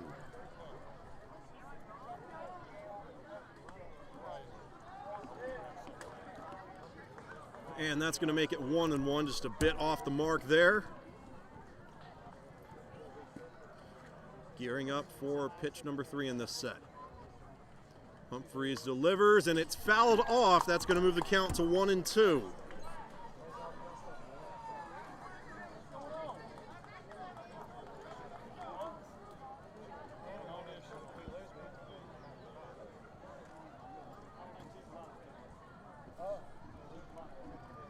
Pitch number 4 comes in. That is strike 3. No, I think they're calling it a fair ball. It must have been because Rodriguez dropped it. So keep the count at 1-2. Blue Ridge catching a break on that one. Brody Fowler will see his 5th pitch. Humphreys wastes no time. Got a hit and a foul ball. Banks Atkins is chasing it, but not much of a chance to bring that one in. Lands over the fence, I believe.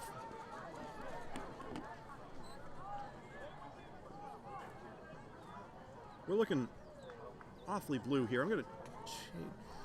Yeah, once Fowler gets off the plate in some capacity, if he strikes out or hits something, I'm going to change the white balance on the camera because it's looking a bit discolored. And got a swing and a miss. There's strike 3. So effectively, Humphreys really threw 4 strikes on that one. Not sure what the holdup was on that last pitch, but finally got it.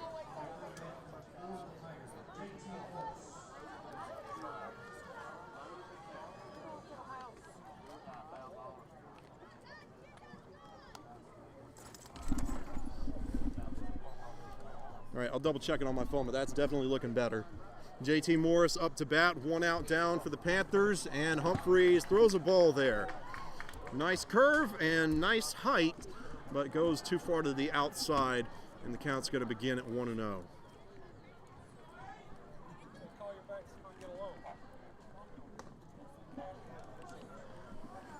And that one goes down as ball 1. I think I had the count backwards. Counts at 1-1 now. Here's pitch number 3, and just unable to get that one to drop down enough. Count moves to 2-1. That was awfully close, but finishes just a little bit too high. Here's pitch number 4. Humphreys has been moving quickly. That one is fouled off and hits the fence of the Little League field. Count moves to 2-2.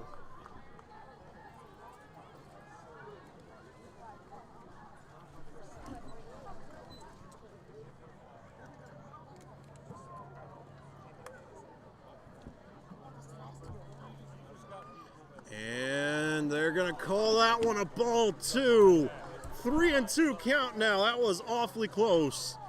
Humphreys has sent one just a little bit too high and now just a little bit too low. Here's pitch number 6. Oh, got a big hit heading toward Devin Rowe in center field. Catch is made. That's out number 2.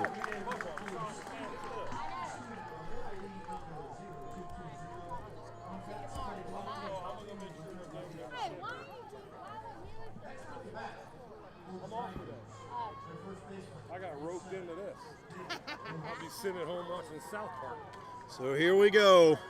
2 outs, but with David Lewis up to bat, he gave that Chapman defense and offense as well when he was on the mound just trouble beyond measure. The hero for Blue Ridge, even in a loss. Last Friday has been comparatively quiet today. And that first pitch is going to go down as a ball, start the count at 1-0. Devin Rowe over in center field has had a very busy day so far. I think that's 4 outs now that he's had. We'll see if he gets a chance at another one here. And they're going to call that one a strike. Had a partial swing, and they say it stays in the strike zone. Count moves to 1-1. David Lewis has had a base hit, an RBI, and a walk so far. Oh, and we got a hit. Devin Rowe might be able to catch up to this one. Did he catch that? Yes, he did. Devin Rowe with another spectacular outfield catch. Banks Atkins had one. And AJ Camarota had one, and now Devin Rowe has one. These outfielders have been on fire today. Chapman gets off the field in dramatic fashion. Bottom of the 5th coming up with the Panthers on the verge of potentially extending their lead, 9-8 in favor of Chapman when we come back.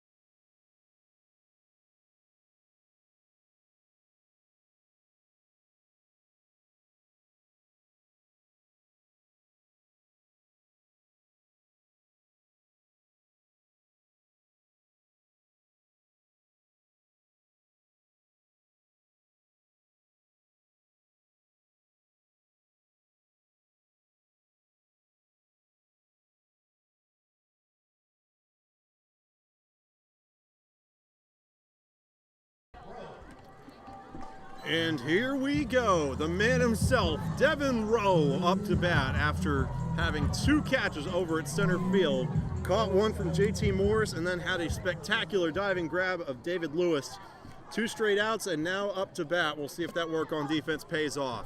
Here's the first pitch from John Michael Watson, and that one gets popped up toward right field. You can't see it because of that tree, but the catch is made and Devin Rowe is out.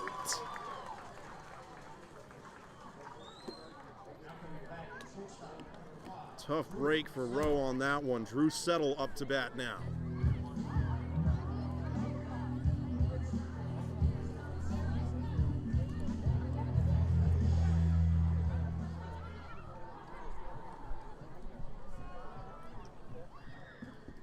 And that first pitch is going to go down as a strike. Start the count at 0-1. John Michael Watson, looking a lot smoother on this inning than he did in the last one. And that one kind of tapers off toward the inside. The Blue Ridge crowd wants a strike, but that was definitely a ball. Did not make it over the outside of the plate. Count moves to 1-1. Pitch number 3 coming in. Got a swing and a miss by Settle. 1-2 count now.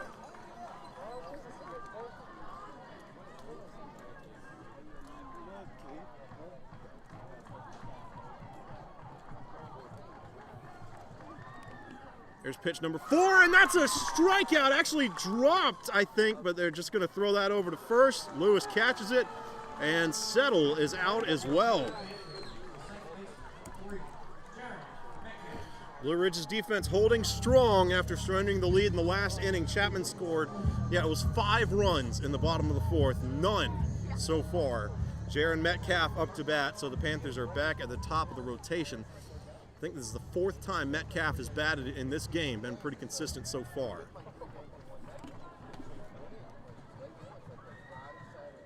And lets that first one go, heads toward the inside, and the count's going to begin at 1-0.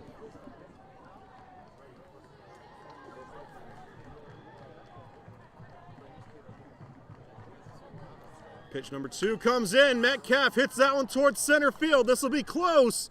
Catch is made, and we're going to the 6th. No runs for either side in inning number 5. Your score still 9-8 in favor of the Panthers. Top of the 6th coming up. Back in a moment.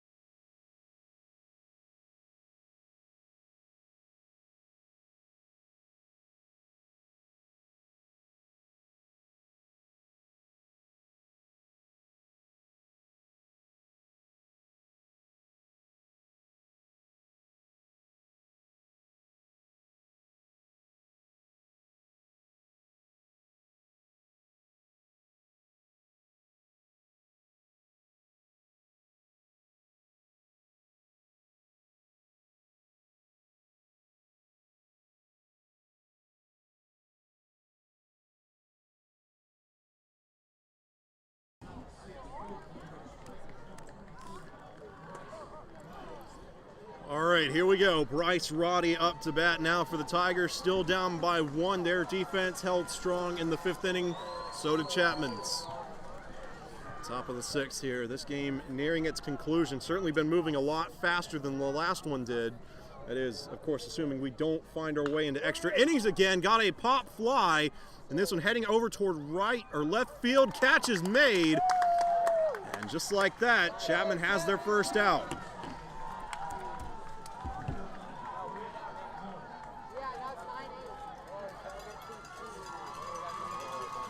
Landon Soulsby with the grab on that one.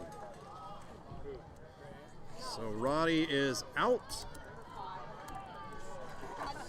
And Brant Miller will head to the plate. He has had 3 RBIs in this game. No way to get an RBI here. The bases are vacant. And that first pitch will go down as a ball from Humphrey. Start the count at 1-0. He's been their most consistent hitter by far to this point. And that one comes in high. Count moves to 2-0.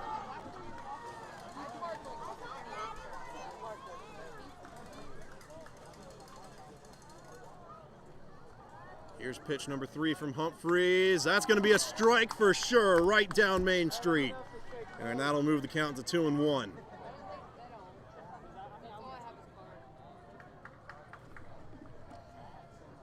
Pitch number 4 is going to be a swing and a miss. Strike 2. Humphreys has got the count knotted back up at 2 apiece. 1 out, no runners in play for the Tigers.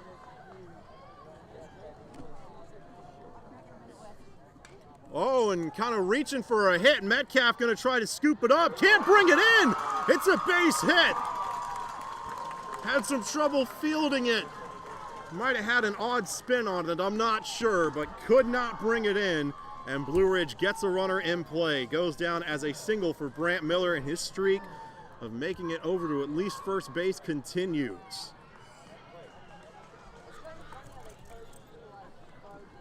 Joey Murray up to bat now. Been out twice, had a base hit last time around.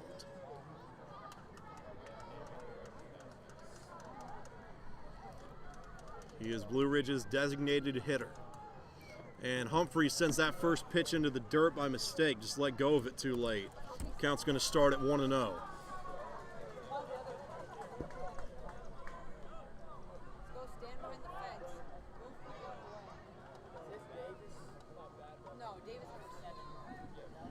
And they're going to throw back to first, not missing anything there. Count still at 1-0.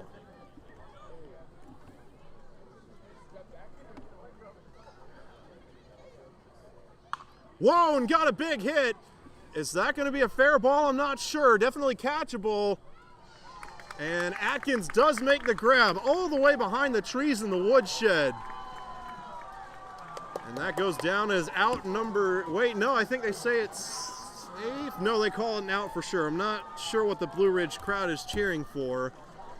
I guess they're cheering on Brant Samaro. First we've seen of him in a while. He's had 2 RBI and a base hit so far. 2 outs and a runner on first for the Tigers.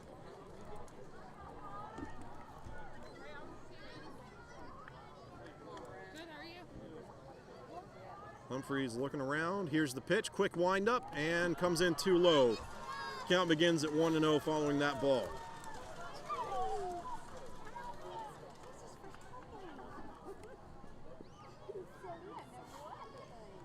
Here's pitch number 2, and that one comes in a little low. They throw back to first.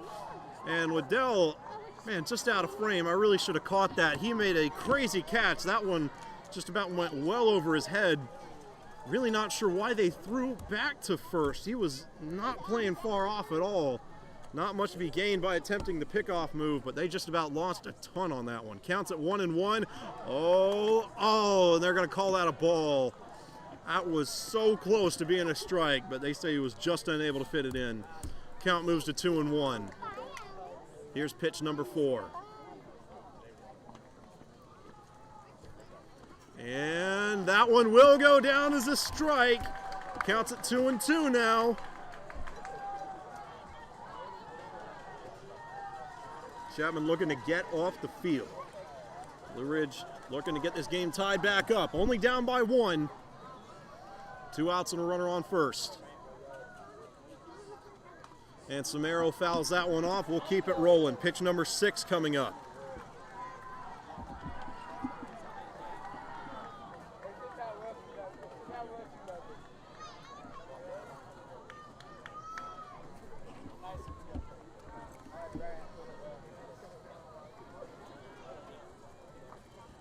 Sizing it up, there's the throw. That's going to be ball 3.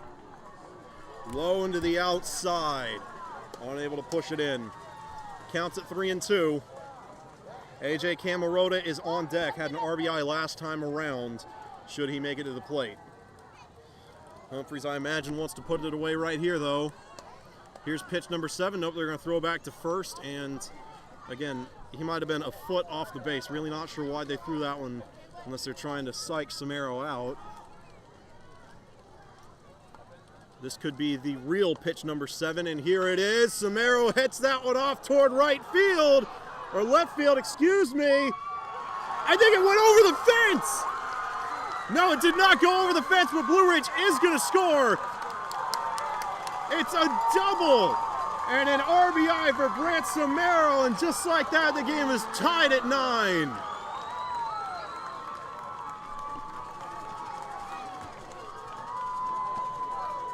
Soulsby backed up as far as he could on that one, but that was going to be a tough one to grab. I'm really, really surprised that did not clear the fence. I think it must have hit the very top. There's a McDonald's sign over there. It had to hit that for it to have not cleared the fence, but to have gone over Soulsby's glove. There might have been a 6-inch window that he had to fit that into. Goes down as a double for Brant Samaro. Got an RBI as well.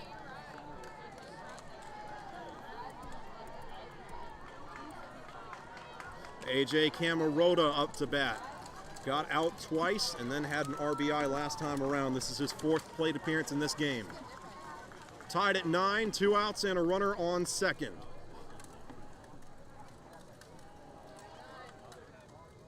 Whoa, got a big hit. This one heading toward Banks Atkins, and he can't bring it in. Blue Ridge is going to score again. And the Tigers have recaptured the lead. What a hit. What a hit. A line drive toward right field. Atkins did not have much of a chance of catching up to that. Just a great, great hit. Goes down as a single and another RBI for AJ Camarota. Braden Hairston up to bat now. We'll pan over so you can see, yep, Camarota over there on first base.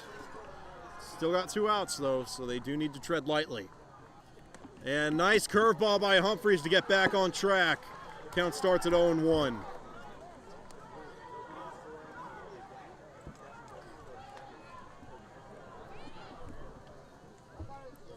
And they call that one a strike as well. Blue Ridge wants a ball, they're not going to get it. Counts at 0-2, they're making some noise. Trying to pump Hairston up here. Pitch number 3, going to be a ball. Count moves to 1-2.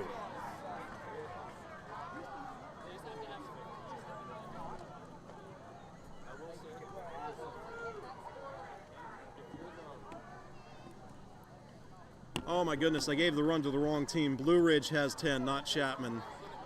So you keep on getting mixed up about that because the scoreboard app I have is actually laid out backwards. So the team on the right of the scoreboard is actually Blue Ridge and the team on the left is Chapman. So that's why I've been giving the runs for the wrong team this year. Because it's flipped. I really need to fix that. Counts at 1-2, or check that, 2-2. And that's going to make it 3-2. 2 strikes, 2 outs, and a runner on first. Blue Ridge trying to keep this offensive momentum going. They scored twice and recaptured the lead here in the top of the 6th. Here's pitch number 6 by Humphreys, kind of taking his time, now winds up, throws, and popped up, heading toward Devin Rowe, but he is having to backtrack. Catch is made, and Chapman gets off the field. Those poles have an uncanny knack for getting in the way, but Rowe did indeed catch that one. And Chapman will indeed get off the field, though they are down once again. No strangers having their back up against the wall in this series, though. We'll see how they respond in the bottom of the 6th inning. Coming up, Blue Ridge on top, 10-9. Don't go anywhere.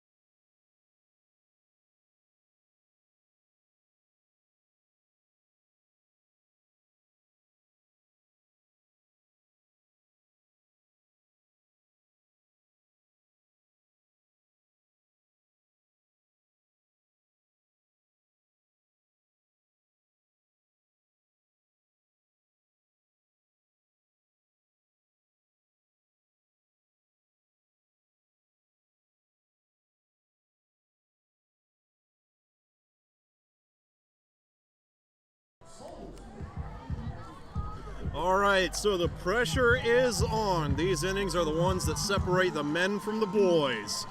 Landon Soulsby up to bat, down by 1 in the bottom of the 6th with a spot in what will effectively be the state quarterfinals on the line.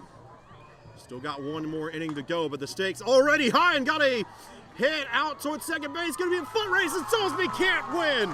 He is out. Brought in by Brant Samaro, who has moved from the mound to second base. Throws over to Lewis. And Blue Ridge has their first. Walt Waddell up to bat now.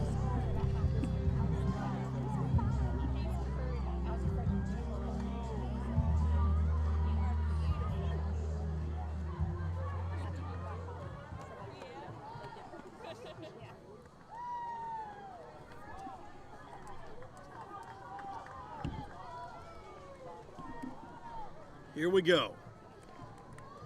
One out, no runners on base. Chapman trailing by a run. Waddell sends that one right back to Samaro. Sets up for a throw, and Waddell is out. Chapman just has not been able to get anything going on these early at-bats. All their momentum has come with 1 or 2 outs already on the board. In danger of going scoreless here in the 6th. Ricky Montalvo up to bat.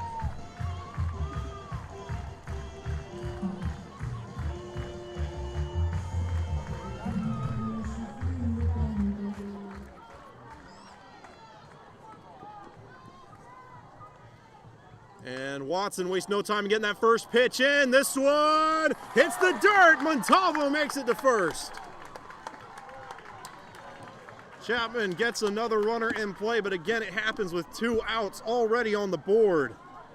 Johan Rodriguez will head up to bat now.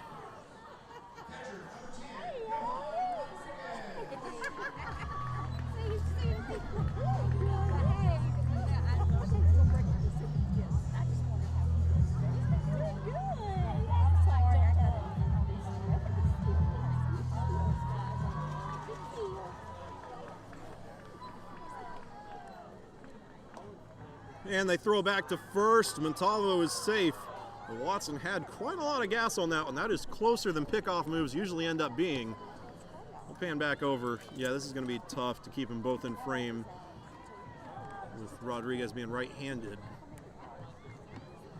All right, here's the first pitch to Johan Rodriguez. Swings and misses. Had to dig down for that one and could not bring it in. Count begins at 0-1.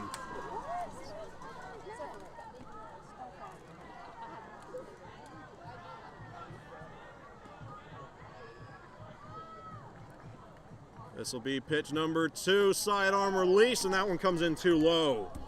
Count moves to 1-1.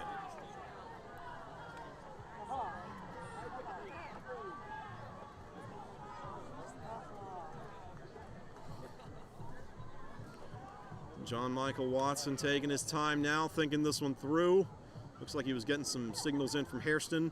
And that one is going to go down as ball number 2. Unable to squeeze it into the strike zone. Counts at 2-1 now.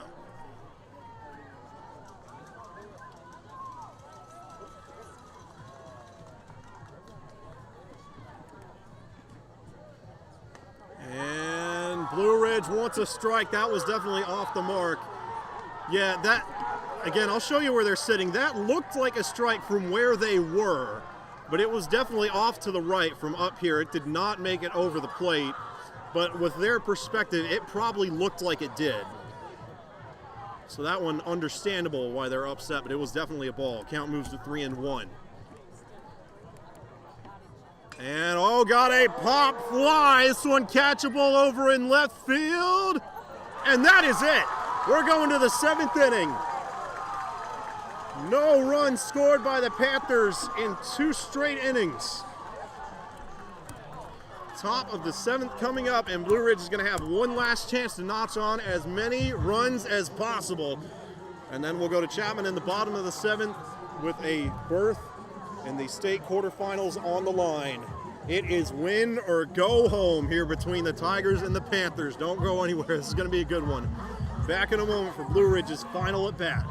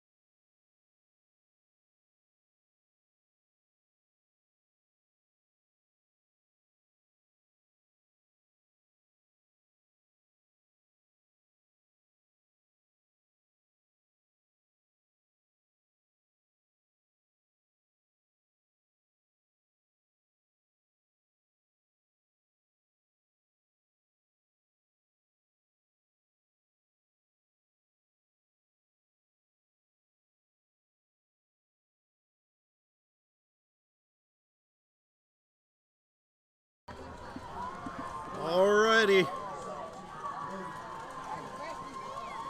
It is do or die here. Blue Ridge up by 1, and every run they can notch on from here on out will make it that much more difficult for Chapman in the bottom of the 7th inning. Barring something unforeseen, particularly another set of extra innings, this will be the last at bat for the Tigers, and it looks like Gavin Humphreys is going to close out the game for Chapman. Got a foul ball here. This is Brody Fowler at the plate. His count's going to start at 0-1.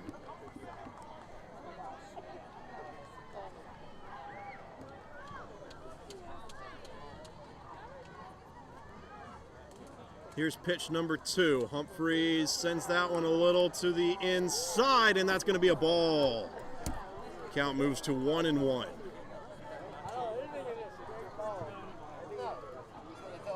Fowler takes a step back. Can't see him behind that pole, but he's there. And Humphreys throws another ball. Count moves to 2-1.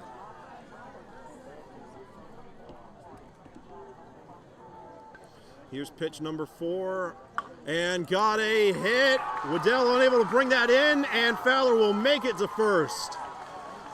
Heads over to the outfield. Banks Atkins eventually brings it back. No outs and a runner on first now for the Tigers. JT Morris up to bat. The crowd chanting his name. We'll see if he can get anything going here. Has had a base hit, a walk, and 2 outs.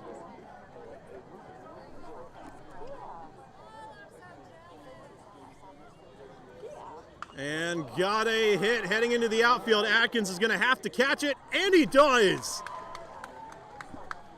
Able to turn on the Jets enough to bring that one in. And Chapman has their first out of the top of the 7th inning. But now David Lewis up to bat. Got caught out at center field by Devin Rowe last time. Has been walked, had a base hit, and an RBI in this game. Again, comparatively quiet to what he did on Friday night against the Panthers, but productive nonetheless. Humphreys winds up. There's the throw. Lewis lets it go, and it'll be ball 1. Start the count at 1-0.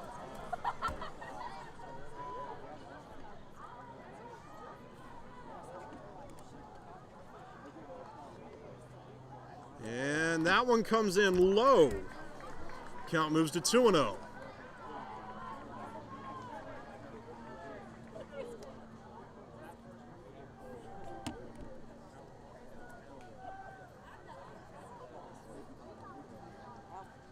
And got a foul ball. Whew, that was a couple of inches away from nailing the camera. I would have been game over. We wouldn't be able to stream the rest of it. The backup camera's at home. Whew. Quite an interesting way to move it to 2-1. Pitch number 4 comes in. That's going to be ball 3. They throw back to first, not missing anything there. 3-1 count now. Humphreys got to get something rolling.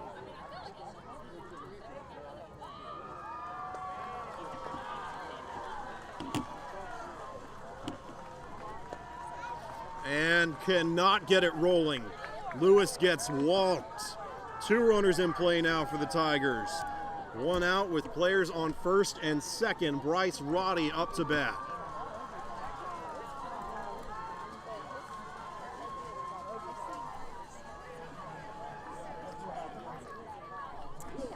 Has had 2 base hits so far, been caught at left field twice.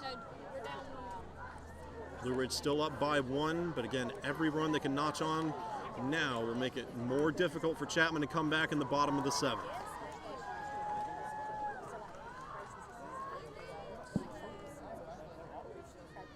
And got a hit right down the line, goes by everybody. Blue Ridge might score. They're going for home, long throw, and they cannot bring it in.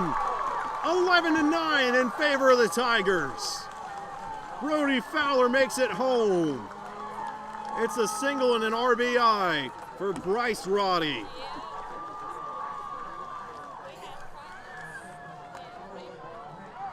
Runners on first and second with Brant Miller up to bat. He has had 3 RBIs and a base hit. I imagine this is exactly the guy Blue Ridge wants batting in this situation. Humphreys kind of sizing this one up. Here's the first pitch. Got a foul ball. Count's going to start at 0-1. Looks like that swing might have come in just a little bit too high. Hit it with the underside of the bat or something to that effect.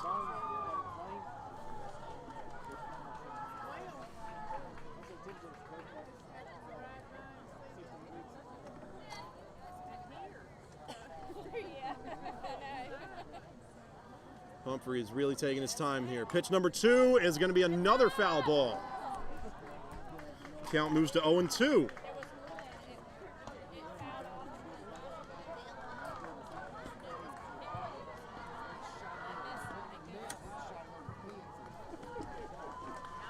Pitch number 3 coming up.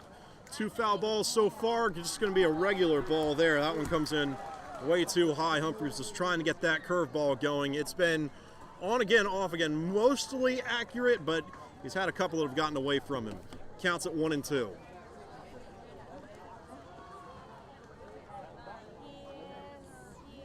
And got a hit. Blue Ridge might score on this one too. It's going to be close. And hey, I think they made a wise decision in not sending Lewis. Good job of hitting the cutoff man over there in Jake Murray. It would have been a very close call at home plate, that's for sure. Bases loaded for the Tigers.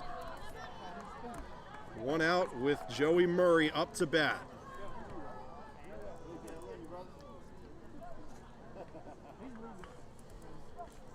make it another base hit for Brant Miller. He has gotten at least to first base 5 times in this game. And Blue Ridge is going to take a moment to talk this one over. Or hang on, is Chapman? I don't know. Is that Gavin Humphreys? I can't tell. I don't know who they would switch to if they took Humphreys out. I don't know who they've got left.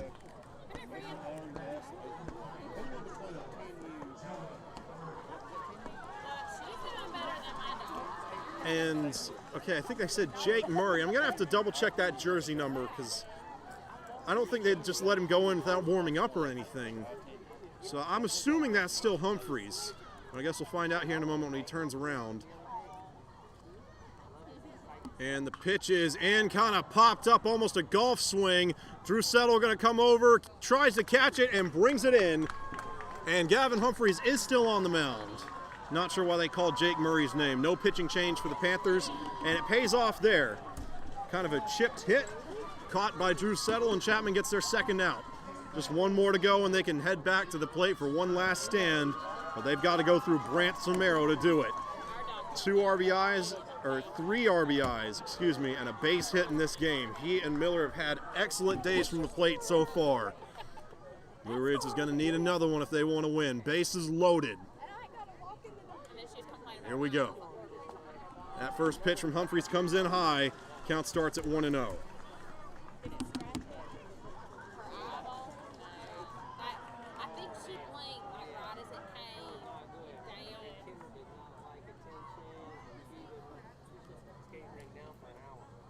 Here's pitch number 2. Whoa, Humphreys had that one come out of his hand, kind of awkward. Count moves to 2-0. Blue Ridge will score with a walk.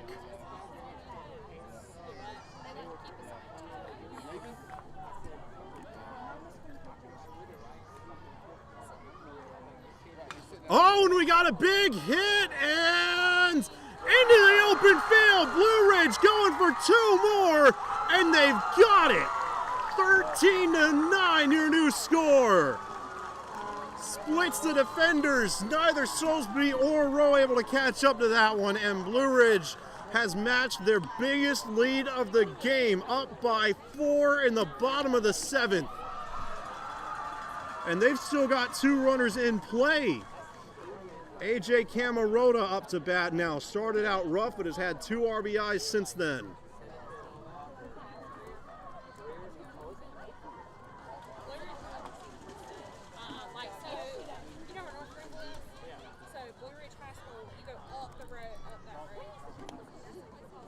And Chapman has called time. Again, if they're switching pitchers, I don't know who they're going to put in.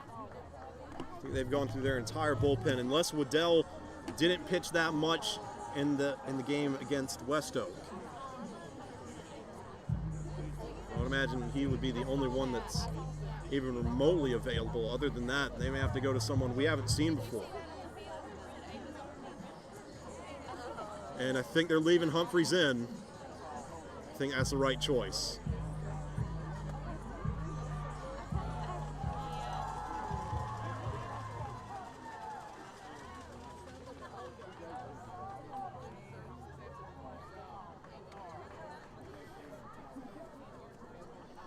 Two outs with runners on first and second for the Tigers. AJ Camarota coming off of 2 straight RBIs.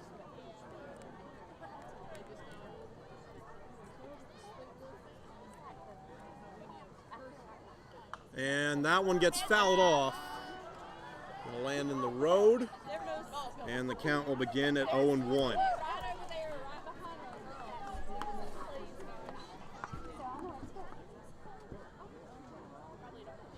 Humphreys thinking this one through, getting some signals from Rodriguez behind the plate. Here's pitch number 2, and right down the middle, got a strike. Counts at 0-2.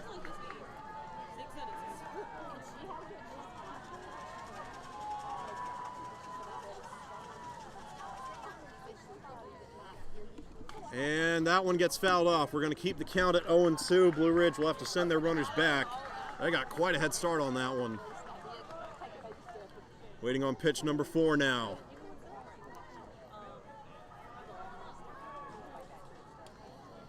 Gavin Humphreys in his senior year. This could be the last inning he ever pitches in a Chapman uniform. Throws a ball there. Count moves to 1-2. Pitch number 5 coming up.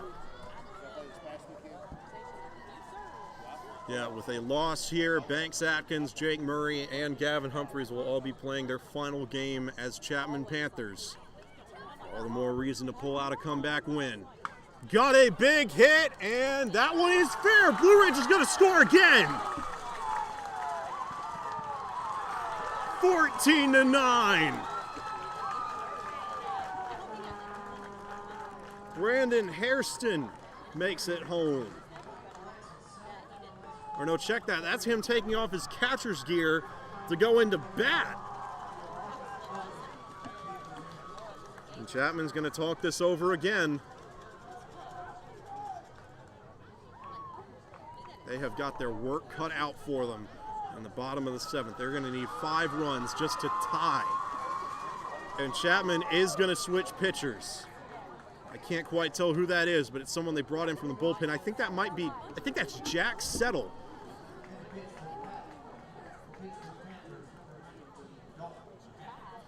Check that. That is Dalton Mahaffey, one of the holdovers from the JV roster, getting what might be his first action in varsity in a playoff game, down 5 in the top of the 7th. They only need 1 more out. They're not asking much of him, but he's got to deliver. He is the last line of defense here for the Panthers.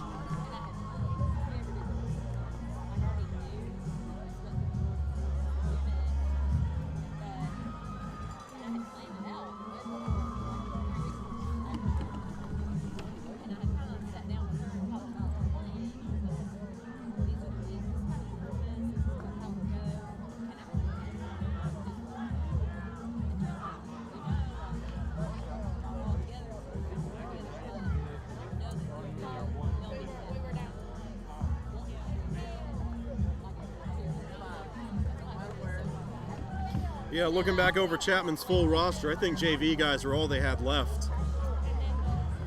One heck of a time to get your first pitches as a varsity Panther.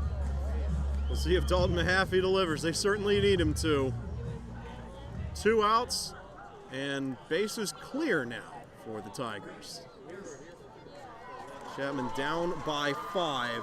Braden Hairston up to bat. Or check that, they've got a runner on first and 1 on third. I didn't see them, they were over in the huddle, but they're coming back out now. So Blue Ridge still in scoring position.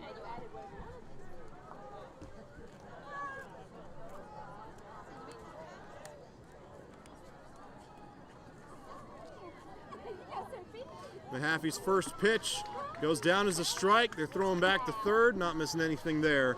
Count starts at 0-1.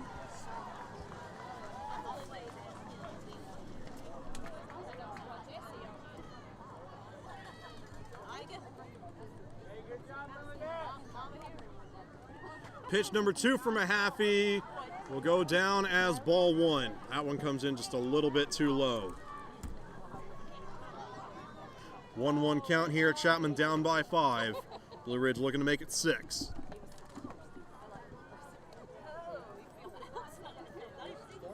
And got a foul ball, so that'll move the count to 1-2.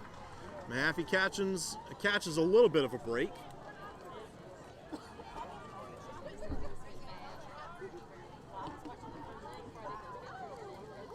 Here's the 4th pitch in this set. Whoa, and Mahaffey just let go of that one too late. Nice grab by Johan Rodriguez. Count moves to 2-2.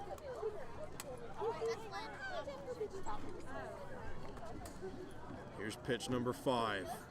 You can feel the tension brewing, and that's going to be strike number 3. Mahaffey got him off the field. Oh, but Chapman has got their work cut out for him. This game is not over, but they are going to need something else to pull this thing out. Down by 5, heading into the bottom of the 7th. A quarterfinal berth on the line. West Oak is waiting for the winner of this game. They will have to take them on at West Oak.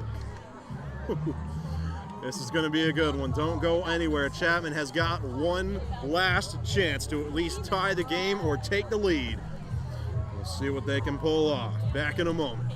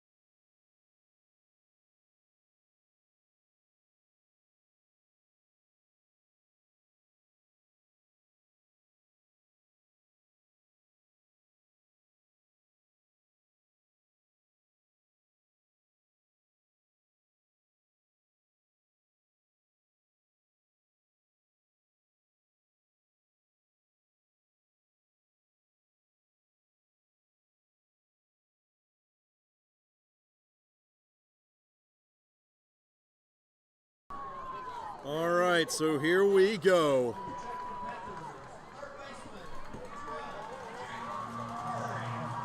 Blue Ridge is 3 outs away from taking on West Oak in the quarterfinal. Chapman is 5 runs away from tying the game and forcing another game that goes into extra innings. Jake Murray is going to go out first. It's going to be Murray, and then I would imagine it'll be Dalton Mahaffey batting, unless they put Gavin Humphreys back in, because that's in the pitcher slot, and then Devin Rowe after that. First pitch from John Michael Watson, who is still out there. I tell you, credit to Blue Ridge. They used 6 pitchers in that Friday game. They have really gotten their formula down, only used 2 so far, Samaro and John Michael Watson. And that was one of the first things I was told when I was getting into baseball way back in March, was they said, you know, the team that makes it to the bullpen first usually doesn't win. The team that uses the fewest pitchers is usually the one that comes out on top. And so far, Blue Ridge has led in that category. 2 pitchers to 4 for Chapman so far. Counts at 2-1. Got a hit. This one is catchable over in right field. Catch is made. Murray's out. 1 down. And Chapman continues to struggle early on in these innings. The vast majority of their progress has come with 1 or 2 outs already on the board. And it is going to be Gavin Humphreys up to bat, not Dalton Mahaffey.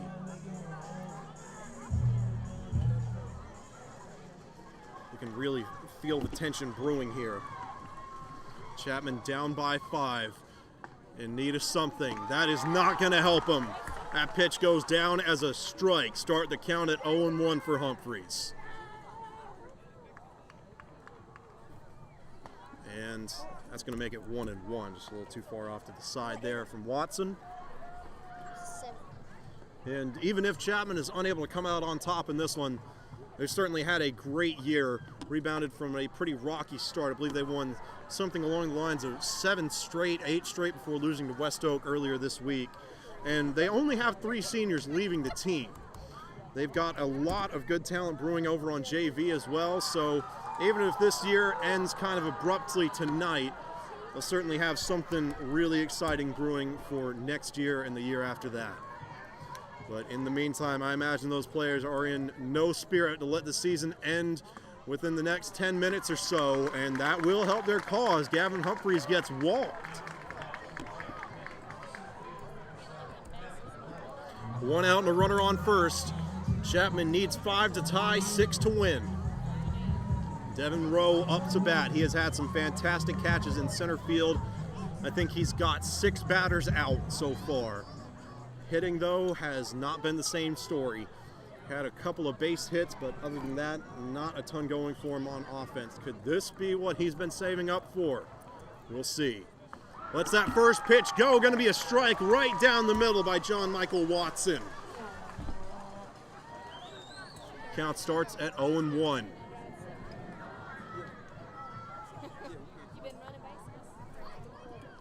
And, oh, that one goes right to Watson. And they thought about going for the double play. Instead, they play it safe, throw out at first.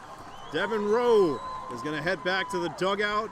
And Drew Settle could be the last line of defense for Chapman. The junior shortstop, a quarterback for the football team. Chapman calls time. They're going to talk this over with him. Season on the line. This is a double elimination bracket, but Chapman and Blue Ridge have both lost already. Chapman beat Blue Ridge on Friday night, and then Chapman then lost to West Oak this Monday. It is win or go home for both of these teams. The winner goes on to face West Oak on Friday. Oh, beautiful curveball by Watson. What a way to start it. Count begins at 0-1. 2 outs, 1 strike, and a runner on second base. And that one's going to go down as a ball, trying to get a slider working there and had too much spin on it. 1-1 count for Settle.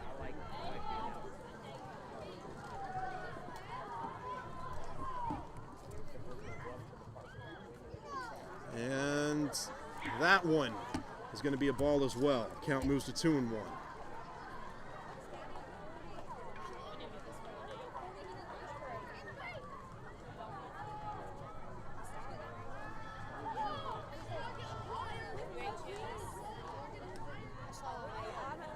And they're going to throw back to second. Oh, dodging a bullet. Whew, he just made it back. That could have been it right there, but Chapman will play on. 2-1 count with 2 outs and a runner on second. Drew Settle trying to get a base hit in here. Chapman will roll the lineup over if Settle can make it. Jaron Metcalf is on deck. And that's going to be ball 3 for sure. Kind of an odd release from Watson.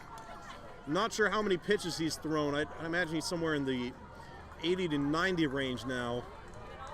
Probably enough to finish out the game if they don't go to extra innings, but fatigue has got to be setting in some capacity. Can Chapman capitalize on it? 3-1 count.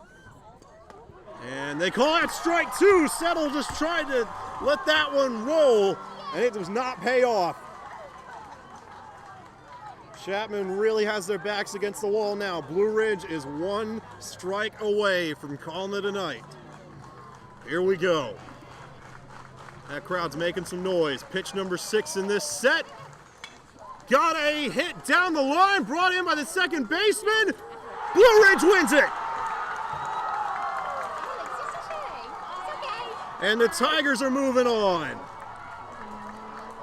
Man, that is a heartbreaker for the Panthers. Blue Ridge wins it 14-9.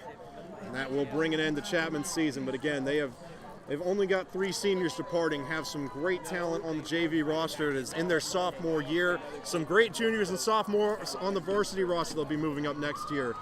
The 2022 season is going to be a lot of fun for Chapman. But until then, they've got some off-season training to do. Though I imagine a lot of these players will start gearing up for football season now. And as much as it hurts to say, you kind of have to start rooting for Blue Ridge now, because if they make it all the way to state and win, it makes Chapman look that much better. The same thing happened with the Daniel loss in football. I think it was the upper state finals, quarterfinals, something like that. Chapman lost that game 49-35. But then Daniel went on to state, and when you go back and look at the final standings and all, Chapman played Daniel closer than anybody. Nobody else even got close to beating him. Chapman was far and above the closest. So it made them look a lot better than going out in the quarterfinals. And I mean, Blue Ridge has shown that they've got the talent to go as far as they need to. But a date with West Oak is looming, and I have not seen them personally, but I've heard a lot of formidable things about them. So we will keep you posted on that one. In the meantime, the remaining streaming schedule is as follows. To the best of my knowledge, we're going to follow Landrum until they get all the way to state, if they make it that far, depending on how far in the bracket Landrum makes it, I suppose. I think, I'm not totally sure on their bracket layout. I would think they've got home field advantage wrapped up for most of it, since Crescent is back in the losers bracket. Now, we're going to be back there on Friday for sure. Got a home game against either Christ Church or Crescent on Friday at 7 p.m., depending on who won. Christ Church and Crescent were in this exact same game, the losers bracket finals. Whoever wins that game will play Landrum at Landrum on Friday, and then after that, I think it's all up to chance. I'm really not sure if Landrum has any home dates after that. Again, looking at the bracket, to the best of my knowledge, I think they would have a spot in the upper state finals at home, but I'm really not sure. So, state quarterfinals on Friday, Landrum taking on either Christ Church or Crescent. Not sure who won that game. It may still be going, actually, because it would have started at 7. But we will catch you guys then over on the Landrum High School Athletics channel. Until then, we wish the Panthers and the Blue Ridge Tigers nothing but the absolute best moving forward, because again, if Blue Ridge makes a deep run in this tournament and Chapman ends up playing them closer than anybody else, that makes Chapman just look that much better in the long run. So, it has been a great season of Chapman Athletics on the live streaming end of things. Thank you so much to Greg Wilson, Dr. Ron Garner, Jason McCraw, and Casey Atkins for making this all possible. Could not have done this without you. It's been a great opportunity. Love to be able to stream these games for you guys. And until then, that will do it for us. We will see you on Friday over on Landrum's channel for their matchup against either Christ Church or Crescent. See you then.